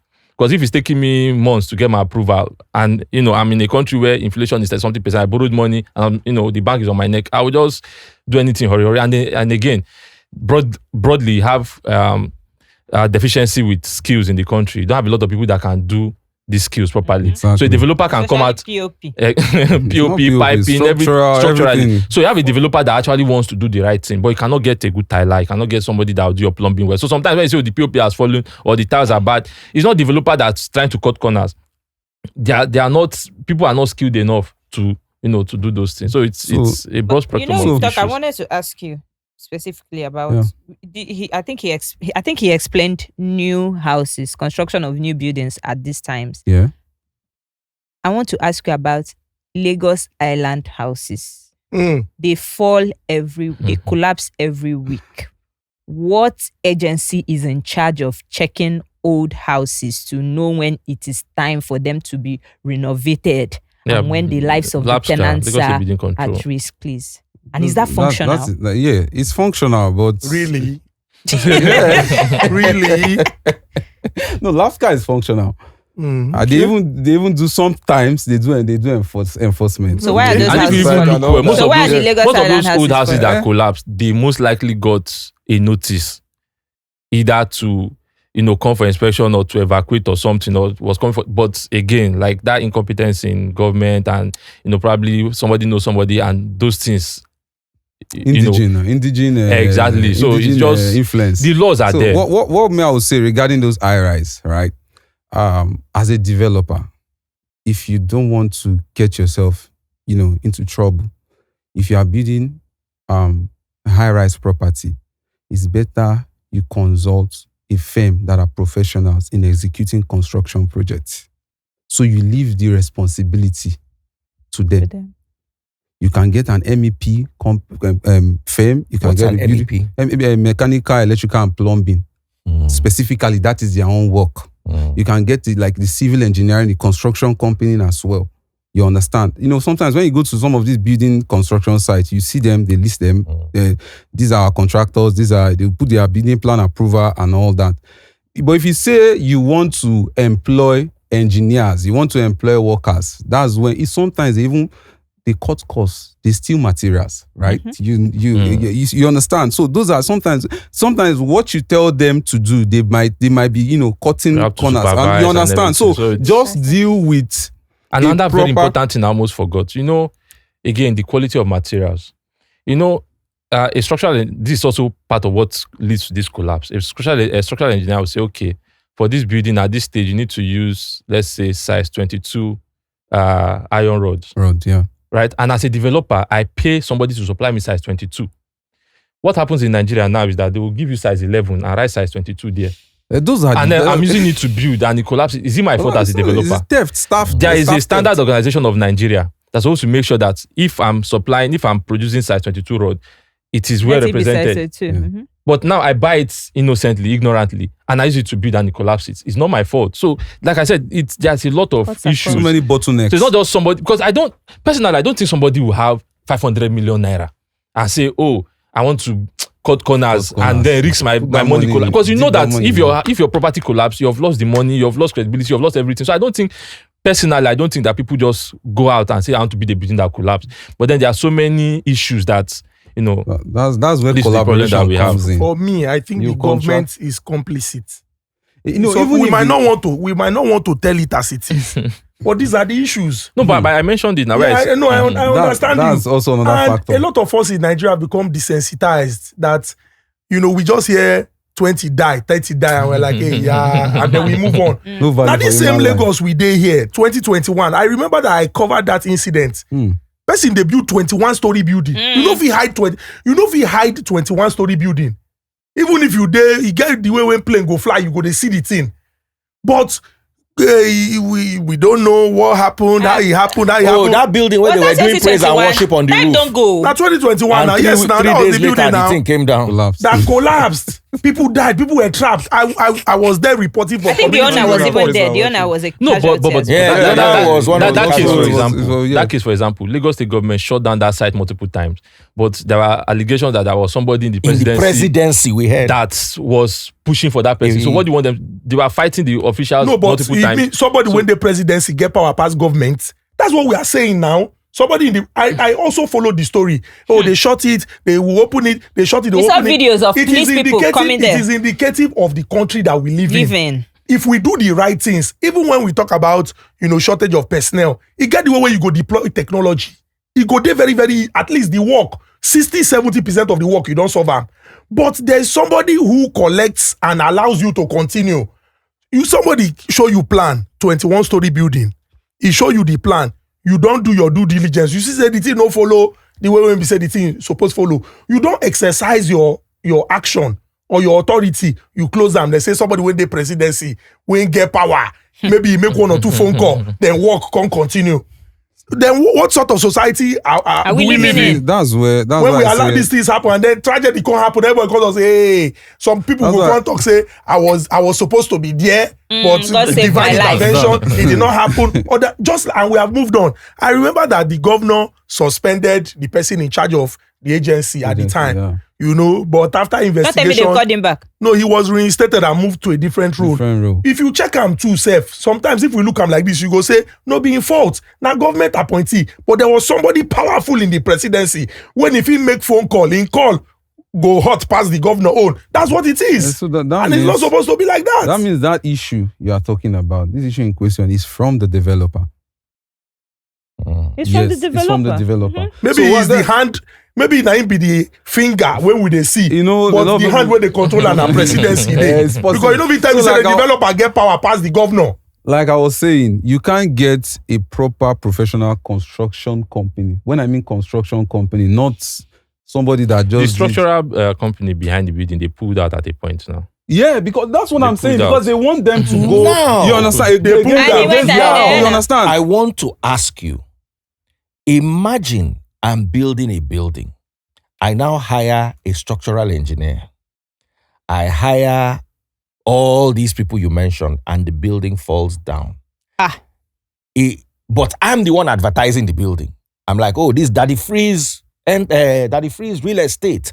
Come and buy, like Reseda, for instance. Let's imagine I own Reseda, which is something I like to own. So I'm problem. like, Can get you a Reseda by stake. Daddy Freeze. You understand? Come on, this, that. And then the building comes down. Who is the government going to hold? The professionals there now. What about the owner, the The face owner. behind You it. know, face behind first it. before the professionals. If I have documented evidence that I followed everything to the T, I filed in my I submitted all the documentation that needed to be documented. I know before you submit all these things, the professionals are supposed to sign off. So I followed up. A developer basically just the financer. If you're an entrepreneur. Do you Well, in understand? Nigeria, I'm they not carry the the one. developer. I'm not the one. Because you cannot show that you use the You have to, professionals there. you have to prove that, Because when you're sending your architectural drawing, your structural drawing, the engineers are supposed to sign off on it. Say we are the ones responsible for this thing. So if anything happens, you come and hold them, and then they will now do their investigation. Okay, where was the point of structural error. where did the error come from? Then they see that it didn't come. Maybe the structural engineer did not design it well, or maybe it came from supervision. They say, okay, do this, you did not do this. So everybody will be investigated. And if they see that as a developer, I did everything I was supposed to do, the problem from the structural engineer, then they'll go for them. It will go to court, and then they'll the decide developer who is can at fault. prove that he has fulfilled all righteousness. Man is just to employ these professionals, pay them their money, do what you're supposed to do. And if anything happens, investigation will be carried out. They'll And be you held see, responsible. So for- if the for structural engineer whatever, say, do this thing and I refuse to do it, damages or error, whatever. then the fault cannot be my own. But if you told me do this and I followed everything you told me to do, then it's your fault. You're the professional. You're the one that caused my mistake. And I can even sue the company after the government finish their own. I will now come after you too. The For truth wasting my is, money. Make God just help person. And it's sad that you have to throw make God help person in this conversation. Because in the example you gave, somebody do everything when he's supposed to do, follow the right process, do he don't do his own work years ago. Then maybe one person when no one person. Something when they for plan. Una can't unplan am. Plan am. Can't replan am. He can't follow person when looks okay. Oh, for example, this place not designated farmlands. They're supposed they cultivate for here. Oh yeah, make a day here. Then all of a sudden, years after when they come and do something, the place when I follow do process, it can't be like saying, me can't day farmland. Then the farmland no can be the farmland. And so and it's really very sad. Even God no go forgive you if you do wrong thing. Let's talk about that is there's a game changer now in Lagos, the tenancy law, the updated one. People are saying it's a game changer and the lives of Lagos tenants and landlords would improve and be a lot better. There will be no tension, there will be no quarrel. So I don't know. Just share some of these updates and There's no change. no change. I'm That's telling what you, do. Like I told you, the those- laws are always there. The problem is implementation. Like, is it 2 or 3 major changes they did was no landlord should collect above 2 years rent. Agents should collect only 5% agency. And one other one I can't remember. But again, like I said, So agent with this new law, now agent go collect past 5%. Agent go Some get agent- mine, go some collect agent- past some 5%. agent like are still I'm telling you, see, demand is about demand and supply. If I have 10 people that come to me wanting to rent this house, and you're the only one telling me, but the government say 5%. Okay, don't worry. You never see Just people send they your lobby form, agents. fee form. Some people they lobby agents now. Do you understand? But The I people can that report will the- I be can people that report be them off- now. Report to who? You Now there's that an are looking agency for called an Nasera. accommodation. You want to go and report. So that is the thing. The demand is just go so and high. report. Somebody else will take Because the before property. you even think about which agency will I call, before you even send them a letter, somebody has rented the house. So that is it. Guy, So that is the problem. Except they now start to empower this agency and they respond swiftly to make sure that these new laws are implemented. Then we have a discussion. But The only one that I think is actually working now is the the legal fees for lawyers. You understand? That one is actually working. That increased to, I think, 10%. 10%. That was never. It's not Lagos State that did it. It's their own No, it's legal. federal. It's by Now, I want to Bar ask you, Association. Yes. There are two questions I want to ask, but I want to start with this particular one because I just rented a property of recent and I know it in my eyes. See, the worst, I personally think it is a scam. Agency fee of 10%. Okay. At least the agent is running around inside the sun looking for the house. Legal fee, 10%. Now, what I've seen them do is, I think lawyers just mass produce the legal fee. Okay. The landlord is the one that collects it. The landlord probably pays a lawyer 200,000 naira, draft something for me, and then the landlord is the one. I've seen it. That one is the law. It's not a lawyer. The third one, which is the Yahoo inside. The first two, as far as I'm concerned, are some forms of Yahoo. But the real Yahoo is the breakages or damages. Caution fee. Caution fee. It is supposed to be refundable. If you have ever collected your caution fee back in this Lagos, please drop a comment in the comment section. Nobody I know has ever collected the caution fee back. So if you are renting a 10 million naira property, just know that you are paying 13 million. So let me come in. The caution fee you are talking about, we have done a lot of refunds of caution fee, providing the fact that you maintain the place very well. So before you get your caution fee, after you've moved out, our team has to inspect the place. Whatever damage you have done there, whatever damage you've made there, we'll factor the cost and deduct it from the caution fee. Whatever is left to refund to you. But your people, if your people are going, do they go with their church mind? Not to Thank look, you. not to I look don't for. understand. Not Let to me see ask you a damage. question. That means We it will paid cost caution them now. fee. We'll deduct it from For the a caution house fee in now. Port Harcourt. You don't We understand. paid caution fee for a house in Port Harcourt. We were there for 4 years. The paint on the wall was dirty. They made us repaint the wall. Is paint meant to last more than 4 years? Now let me add this. Like I said, the laws are there. The problem has always been enforcement or implementation. Like, in Lagos State tenancy law, it's the person that brings the lawyer that's responsible for the lawyer. So I know most times tenants is the landlord that brings the lawyer. So by law, it's the landlord that's supposed to pay the tenant, not the tenant. I mean, it's the lawyer that's supposed to pay the lawyer, not the tenant. But you know how things are in Nigeria. So how do I now enforce my rights that this is your lawyer? Why am I paying the lawyer? So that 10% is not supposed to be there. If the lawyer was the one that brought, if the landlord was the one that brought the lawyer, that is one. Then two, that caution fee. The Lagos State tenancy law says, not only are you supposed to refund it, that if that money is supposed to be invested on behalf of the tenant and everything given back to the tenant at the end of the tenure. So not even just giving back the caution fee. That's damn, because I gave you 1 million naira. 1 million naira in 2021, and when I left your house 2025, it's not the same thing. So it's supposed to give me the value of that 1 million at the end of my. That's what the law says. But where do you go to implement what this? if there was damages in the house? No, that's if there's no tenant. If there's no damage. Okay. Damage. If there's no damage. But there will always be damage. No, some people that are We very understand decent. But what Some about people wear and tear? Like paint. Yes, wear and tear paint. So Ọ̀rọ̀ gbèsè jẹ́. Then my second question. One of the biggest new developments, especially on the island, JV, joint ventures. People, like when they were selling houses in my estate, it was 45 million. The most expensive house was 60 million. Those houses are worth maybe 400, 500 million now. And in 20 years' time, they'll probably be worth in their billions. yes. Of So course.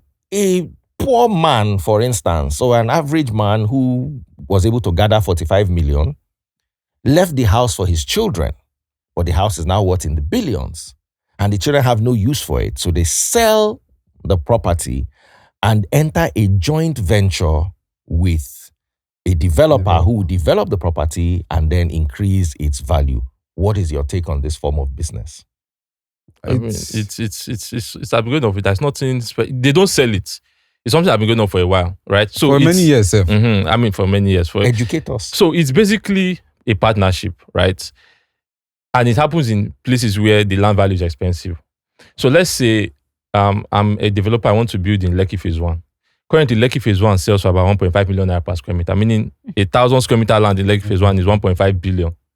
So let's say my father left me 1.5 billion naira worth of land in Lekki Phase 1. I might not have the money to develop that 1.5 billion. I mean, develop that land. Because to build a 1.5 billion naira land, you need at least, without saying 1.5, now to extract the value. So what do? I look for somebody that has money. Now, that's a developer. He has, let's say, 2 billion. Now, if this guy wants to build in Lekki Phase 1, when he knows that I can get the most value, by the time he removes 1.5 for the land, what's he going to do with the remaining 500 million? So he now goes into partnership with this person that owns the land. So he brings his 2 billion, develops the 1.5 million naira land, 1.5 billion naira land, and then they have a big project and they share. So that is just the concept behind joint venture. What are the advantages? What are the disadvantages? That is the advantage I just described. Like you're able to do more. Able to do more. So as a developer, without my 2 billion, I've been able to erect a massive project in a very highbrow location I wouldn't have been able to do without this person that owns the land. And then somebody that owns land, I wouldn't have been able to have this massive project on my land if I didn't see this person that had money to erect this structure. So that is it. But again, there are a lot of issues, but that one is more legal. You need a legal representative to make sure that both parties are, happy. Your interests are protected. Yes. Yeah. Evans, the kidnapper. It is said that a house where there's murder or kidnapping or fraud, that the house will be forfeited to the government.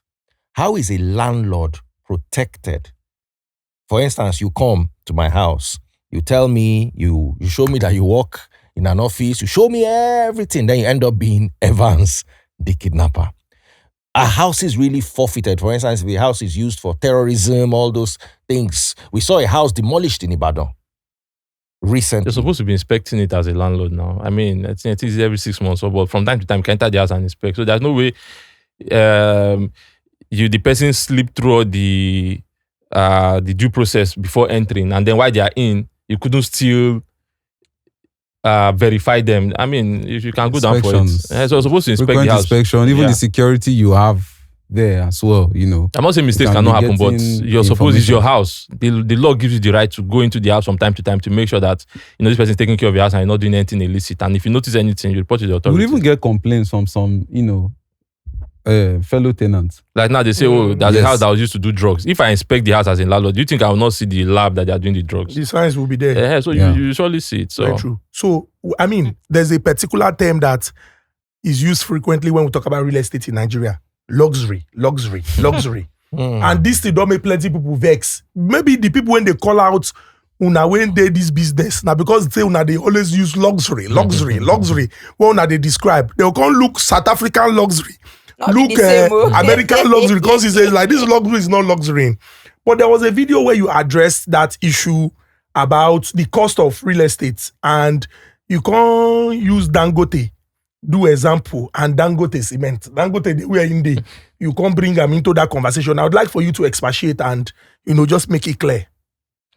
I mean, so there are so many when it comes to the cost, there are so many factors to consider. For example, now as a Nigerian developer, let's say a South African developer now, I don't need to do gutter, I don't need to do road to my site. I don't need to buy transformer. I don't need to, what are that? I mean, I don't need to put water into the house. I don't need to drill borehole. There is land there. Everything has been provided. I just go and build.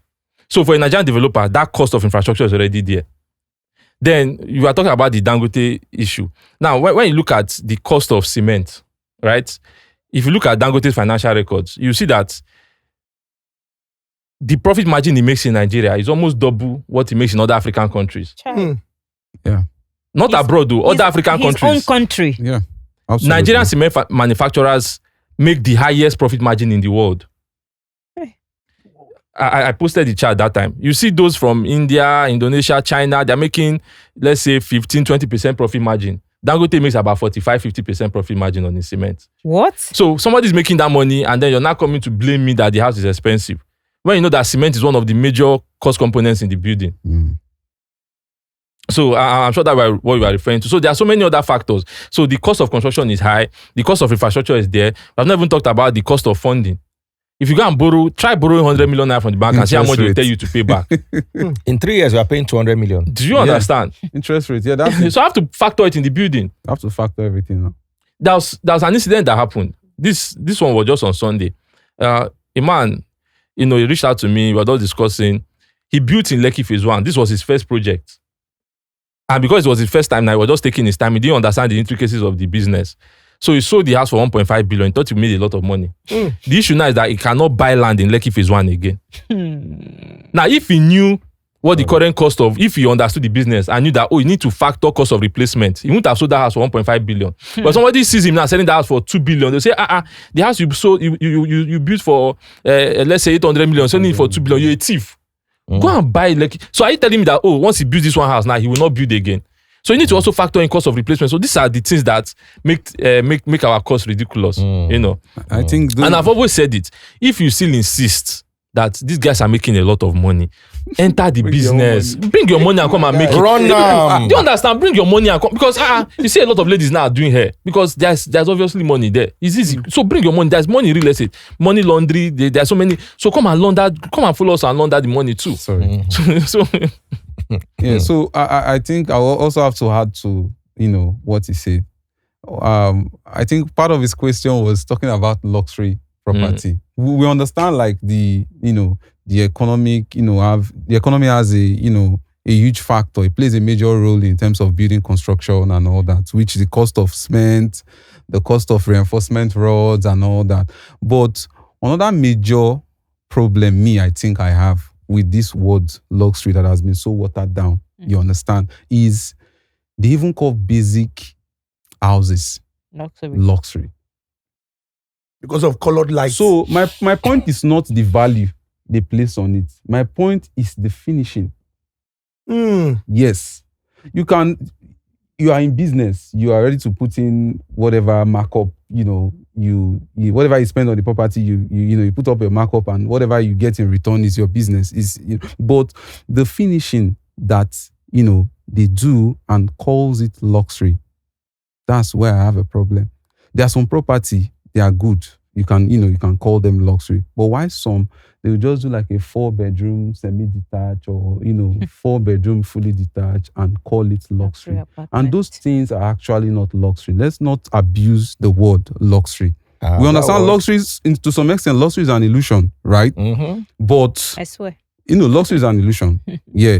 Luxury has a lot to do with marketing and shaping a narrative. That is it. You understand? So, but calling a house that is just gives you your basic amenities, calling it luxury is where I have a problem. I'm in the industry, right? We should call a spade a spade. You understand what I'm trying to say? Yeah. There are people who build luxury houses, actual luxury houses, and whatever amount you put, even the one that you is not luxury, whatever amount you put, I know you did that calculation from the construction cost, but if it's a basic standard, you call it basic, don't call it luxury. Somebody will put because you've put in an HDF board, use it for your kitchen cabinetry and all that. Smart homes is understandable. You understand? Smart homes. No, when you calling some are not really smart though. Some is just that's it. When you put smart homes, when you put those features, those also complement, the luxury we are talking about. You can also blame the market. It means that Nigerians have poor taste. Yes, exactly. So all those people are buying plenty money. Yeah. People are buying it now. They'll If people say are not buying it, they won't keep building nonsense. Luxury? So that is luxury. There's something. This comparison I used to see online that somebody will bring a house from Cape Town and try to compare with Nigeria, even Lagos specifically, VI or Ikoyi. And I've never seen for once that somebody has brought a townhouse in New York City. Do you realize how much it costs to buy a townhouse? Like this kind of terrace, it's like terrace that we are seeing. Some townhouse cost up to $29 million. I've never seen anybody come to make that comparison. I've never seen anyone come to make that comparison. They always want to talk down on Lagos. They also always want to talk bad about Lagos. They will show you one house in Houston, in one suburb, or they will show you one house in this thing. Come even bring the city houses. Even the Lagos self. Lagos. Flats. Even the Lagos. In New York. Go to $30 million. Yes. Inside this same Lagos, you can buy land $5,000. Where in the world can you buy land $5,000? This same Lagos. So, meaning that if the core city in Nigeria, you can buy land that cheap, Then imagine if you're going to Gombe to buy land. That means $100 you can buy land. So that's why I'm saying that sometimes, even if you look at it technically, it's not as expensive as people make it to seem. Lagos, They don't focus on Ikoyi, VI, Lekki Phase 1. And I've told you what the problem is. Outrageous demand in those areas. But if you go further down, you can see your cheap things there. But talking about Ikoyi, I saw a video of somebody saying, this is the road in Ikoyi. Pothole full everywhere. Water did there. Dumping, rubbish dumping ground. One on that side. Then there's one high-rise building by the side. And the high-rise building is selling for so much money. Is it really luxury that I cannot access my luxury apartment? My car will spoil before I get to my luxury apartment. I'm saying that. I said earlier that Nigerians have poor taste. I had a discussion with a friend. We were somewhere in VI. On that road, you have some of the most expensive office spaces along that road, but the road is bad. And the guy was telling me that I was trying to blame government. He said no. He said if Oyibo people dey here, this road no go dey like this. Do you understand? Because they have value for themselves. So they would have found a way to get that thing done. But over here, probably I'll say we have been like you said, desensitized, and we're just used to things a certain way. But if you say get that thing done, is it not the job of the government to fix but the If road? the Is government it doesn't fix it. No, not even about when you even fixing try it to fix it, yourself. and when you even try to fix it, there are communiles that want you to. I'm telling you that this place is very expensive. So people that have offices there, they have influence. it costs nothing. They have influence. So even if I'm not even saying do it yourself, can't you talk to the governor? Can't you use your influence to get your things done? But some maybe they'll just interlock their own side, everything. Some will buy SUV. We are That so can be used used to mediocrity. But over there, they will come together and find ways to use their influence to get, to solve their problems. I can give you So an it's a example people of this. problem. Yes, we have I that can give you an example of this. There was a time while, so many years back, I was still living on. Sorry for interrupting you. It's all right. Is in Nigeria, somebody is living in a 450 million naira house. Is making millions every month. Or you put a security is paying 50,000 naira at the gate to protect the 450 million. So it's Nigeria is. It's Nigerians that will be paying rent 10 million, driving a car 50 million naira. But tell them to bring 6,000 naira per month for dirty. They'll say, it's too much. It's a problem. They will pack that car and throw it on the road. So, Nigerians. so we are sorry for interrupting. So we have our own issue. We are so like we've built this culture that we just settle for mediocrity. That is the thing. We hire a Like that's downfall when you driver see to drive a Rolls Royce. when maybe the government did something. I wouldn't call it minimal. With this person is doing something good. You understand? I can give you an example. There was a time like this. Somebody owning 400 million naira house. While I used to live on the mainland many years back, we had bad roads in those areas. This place I'm telling you is around those Festac area, Satellite Town, and the likes. We usually have bad roads there. That was where I rented my first apartment as a bachelor. So we have all these Igbo guys who have shops, warehouse, and trade fair. If you see the kind of vehicle they drive, then. But when you talk about, maybe when we are at our estate meeting, we'll talk about constructing road. They will say we have to leave it for the government. They will go and buy SUV. Say SUV will prevent them from the... We better choke absorber. No, I'm not saying, dude, let me give another example, another perfect example. Some months back, where I was staying, there are some houses that release their sewage into the gutter. Okay, yeah. I saw that video. So I made a video, calling them out, and I called the commissioner to do something. That was me using my own influence because I didn't like my environment like that. But there are people living there, driving through the sewage. They are very okay with it. They didn't have any problem. Like shit. So I did that video. That's my own way of pushing my own influence. Now I did it. The commissioner acted. Do you know that some people there are now like angry with me that why did I do that? Because when they came, they locked gates and everything, trying to fish out. Some people were like, who be this guy? They even tell me not to be coming out so they don't see me, so they won't beat me. Hey. Do you understand? So now imagine if other people too, this guy has done this thing. They now start pushing their own influence. Don't you think that government will do something about that road? So I'm not saying go and do the road, but we have this expensive area. So one or two of you has influence somewhere. Use that your influence and correct your environment. But because you are waiting there, they're okay, they're comfortable with it, so they'll drive it. They can even see. they'll drive in it like that. So I'm not just saying go and do it yourself. So if you are not okay with it that way, you will push, use your influence, do something to get what you want done. But we have a people problem too. Very true, very true. As we take it home, Resida, now don't try. Because you people have saved us, fair enough. You people have saved us from unnecessary explanation. Mm. I know some people when their mind never rests since collaboration with company when they do the kind of thing they do. Yeah. They're always calling, they're explaining. But since we have been doing with Resida, the collaboration with the Honest Bunch, to the glory of God, and we hope it will remain like that. Amen. No headache. Peace of mind. Sometimes I go to look say, come and complain to me. People go say, what are we complaining for? They are doing well. So we go just allow you rap before we come up for inside studio. Yeah. So what I would like to say is, like we've always done as our brand, we actually operate in the affordable real estate industry. Let me use that word. Mhm. You understand? We Mhm. don't do luxury. We don't do like I said earlier, The luxury. whatever. You understand? We try as much as possible to see how even low income earners and average income earners will have access to real estate. And if you even check on our page, you see a documentary we did. We have a Mama Put who's also a client to us. We have a roadside mechanic. We have a panebita. Go to our page, scroll down, you see. So we are trying as much as possible to see how even low income earners can have access to real estate, because real estate investment is not just for the cream de la cream, the big shot. You understand?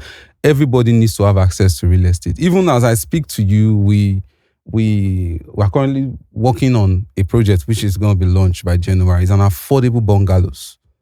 Yes, Nice. affordable bungalows. It's not, when people see it, they might say maybe the distance. So I can tell you the strategy we did is, if you can't afford the land in the axis of Ekpe, Lagos, what we did, we decided to strategically position ourselves at the outskirts of Ekpe, which is the Ijebu axis, when you can easily get your title without bottlenecks. You understand? And some of these properties have even gotten our title. So we decided that now the Lagos Food Security and Logistic Hub is coming to that place. You know that project now, Lagos Food Security and Logistic Hub, and that road that the Lagos Food Security and Logistic Hub is on, when the construction, there's currently ongoing construction on that road. We have a property on that road. It falls under Ogun State, but not in Lagos State. Yeah. You understand? We're actually working on building a bungalow there. We've processed our title and we are currently at the building plan approval stage. You understand? Really? So that property is going to be an affordable property for people. And also, we're also of the opinion that when you invest in real estate, it's not just about owning houses. You understand? Or when you buy land, you don't leave your land lying fallow. You need to create, cash flow from that land. That's why we decided to use an innovative way of going into agriculture. You understand? And the reason why we even did the 150 thing you always talk about is still for people to be able to afford. The 150 is not the actual figure of the property, but it's an initial deposit. And again, I've had series of people who contacted me personally and say, I want to invest. No, we are selling lands to you.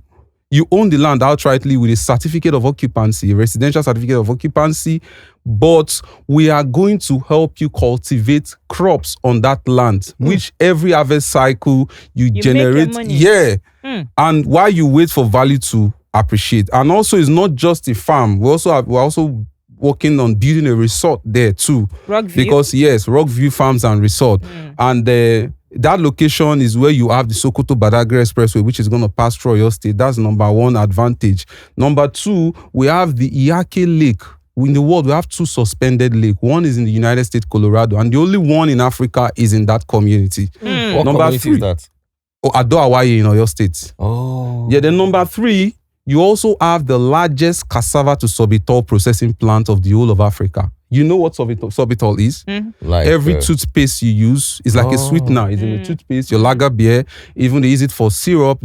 So cassava industry is very large. Like it's very because the Nigerian agricultural cassava contributes 45% to Nigeria agricultural GDP.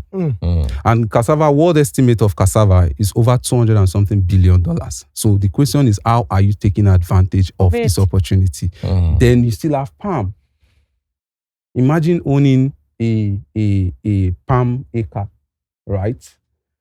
A palm acre, for example, you own a palm acre, you wait for 4 years, maybe 2 or 3 or 5 or 10 hectares, you are making like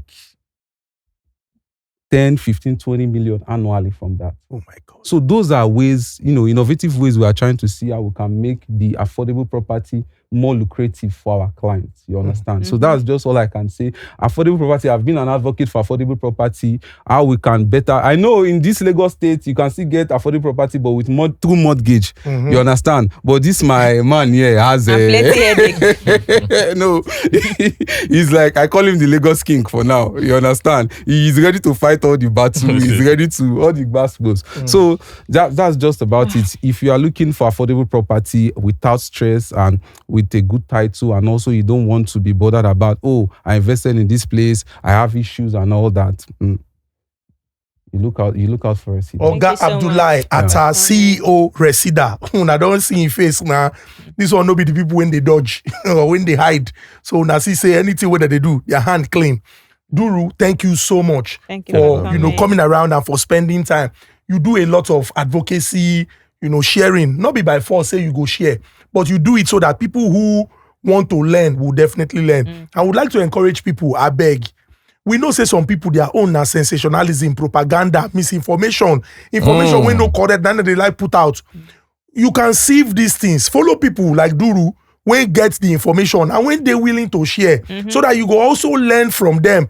So that when person come begin they lie. Because some people to them this thing na content and no be content to na real life. And allegedly will not save you from everything. Allegedly. You think if you just throw allegedly into every conversation, no worry. Now when you find yourself for court, now you go know say no be just to put allegedly before you say something that ain't be the issue. So we are grateful for all those who have seen this episode up until this point. You know what we are about on the Honest Bunch podcast. Impactful conversations that would help you and it would change your lives. So a round of applause for our guests. Thank you so much. Thank you for coming. We're grateful. God bless you.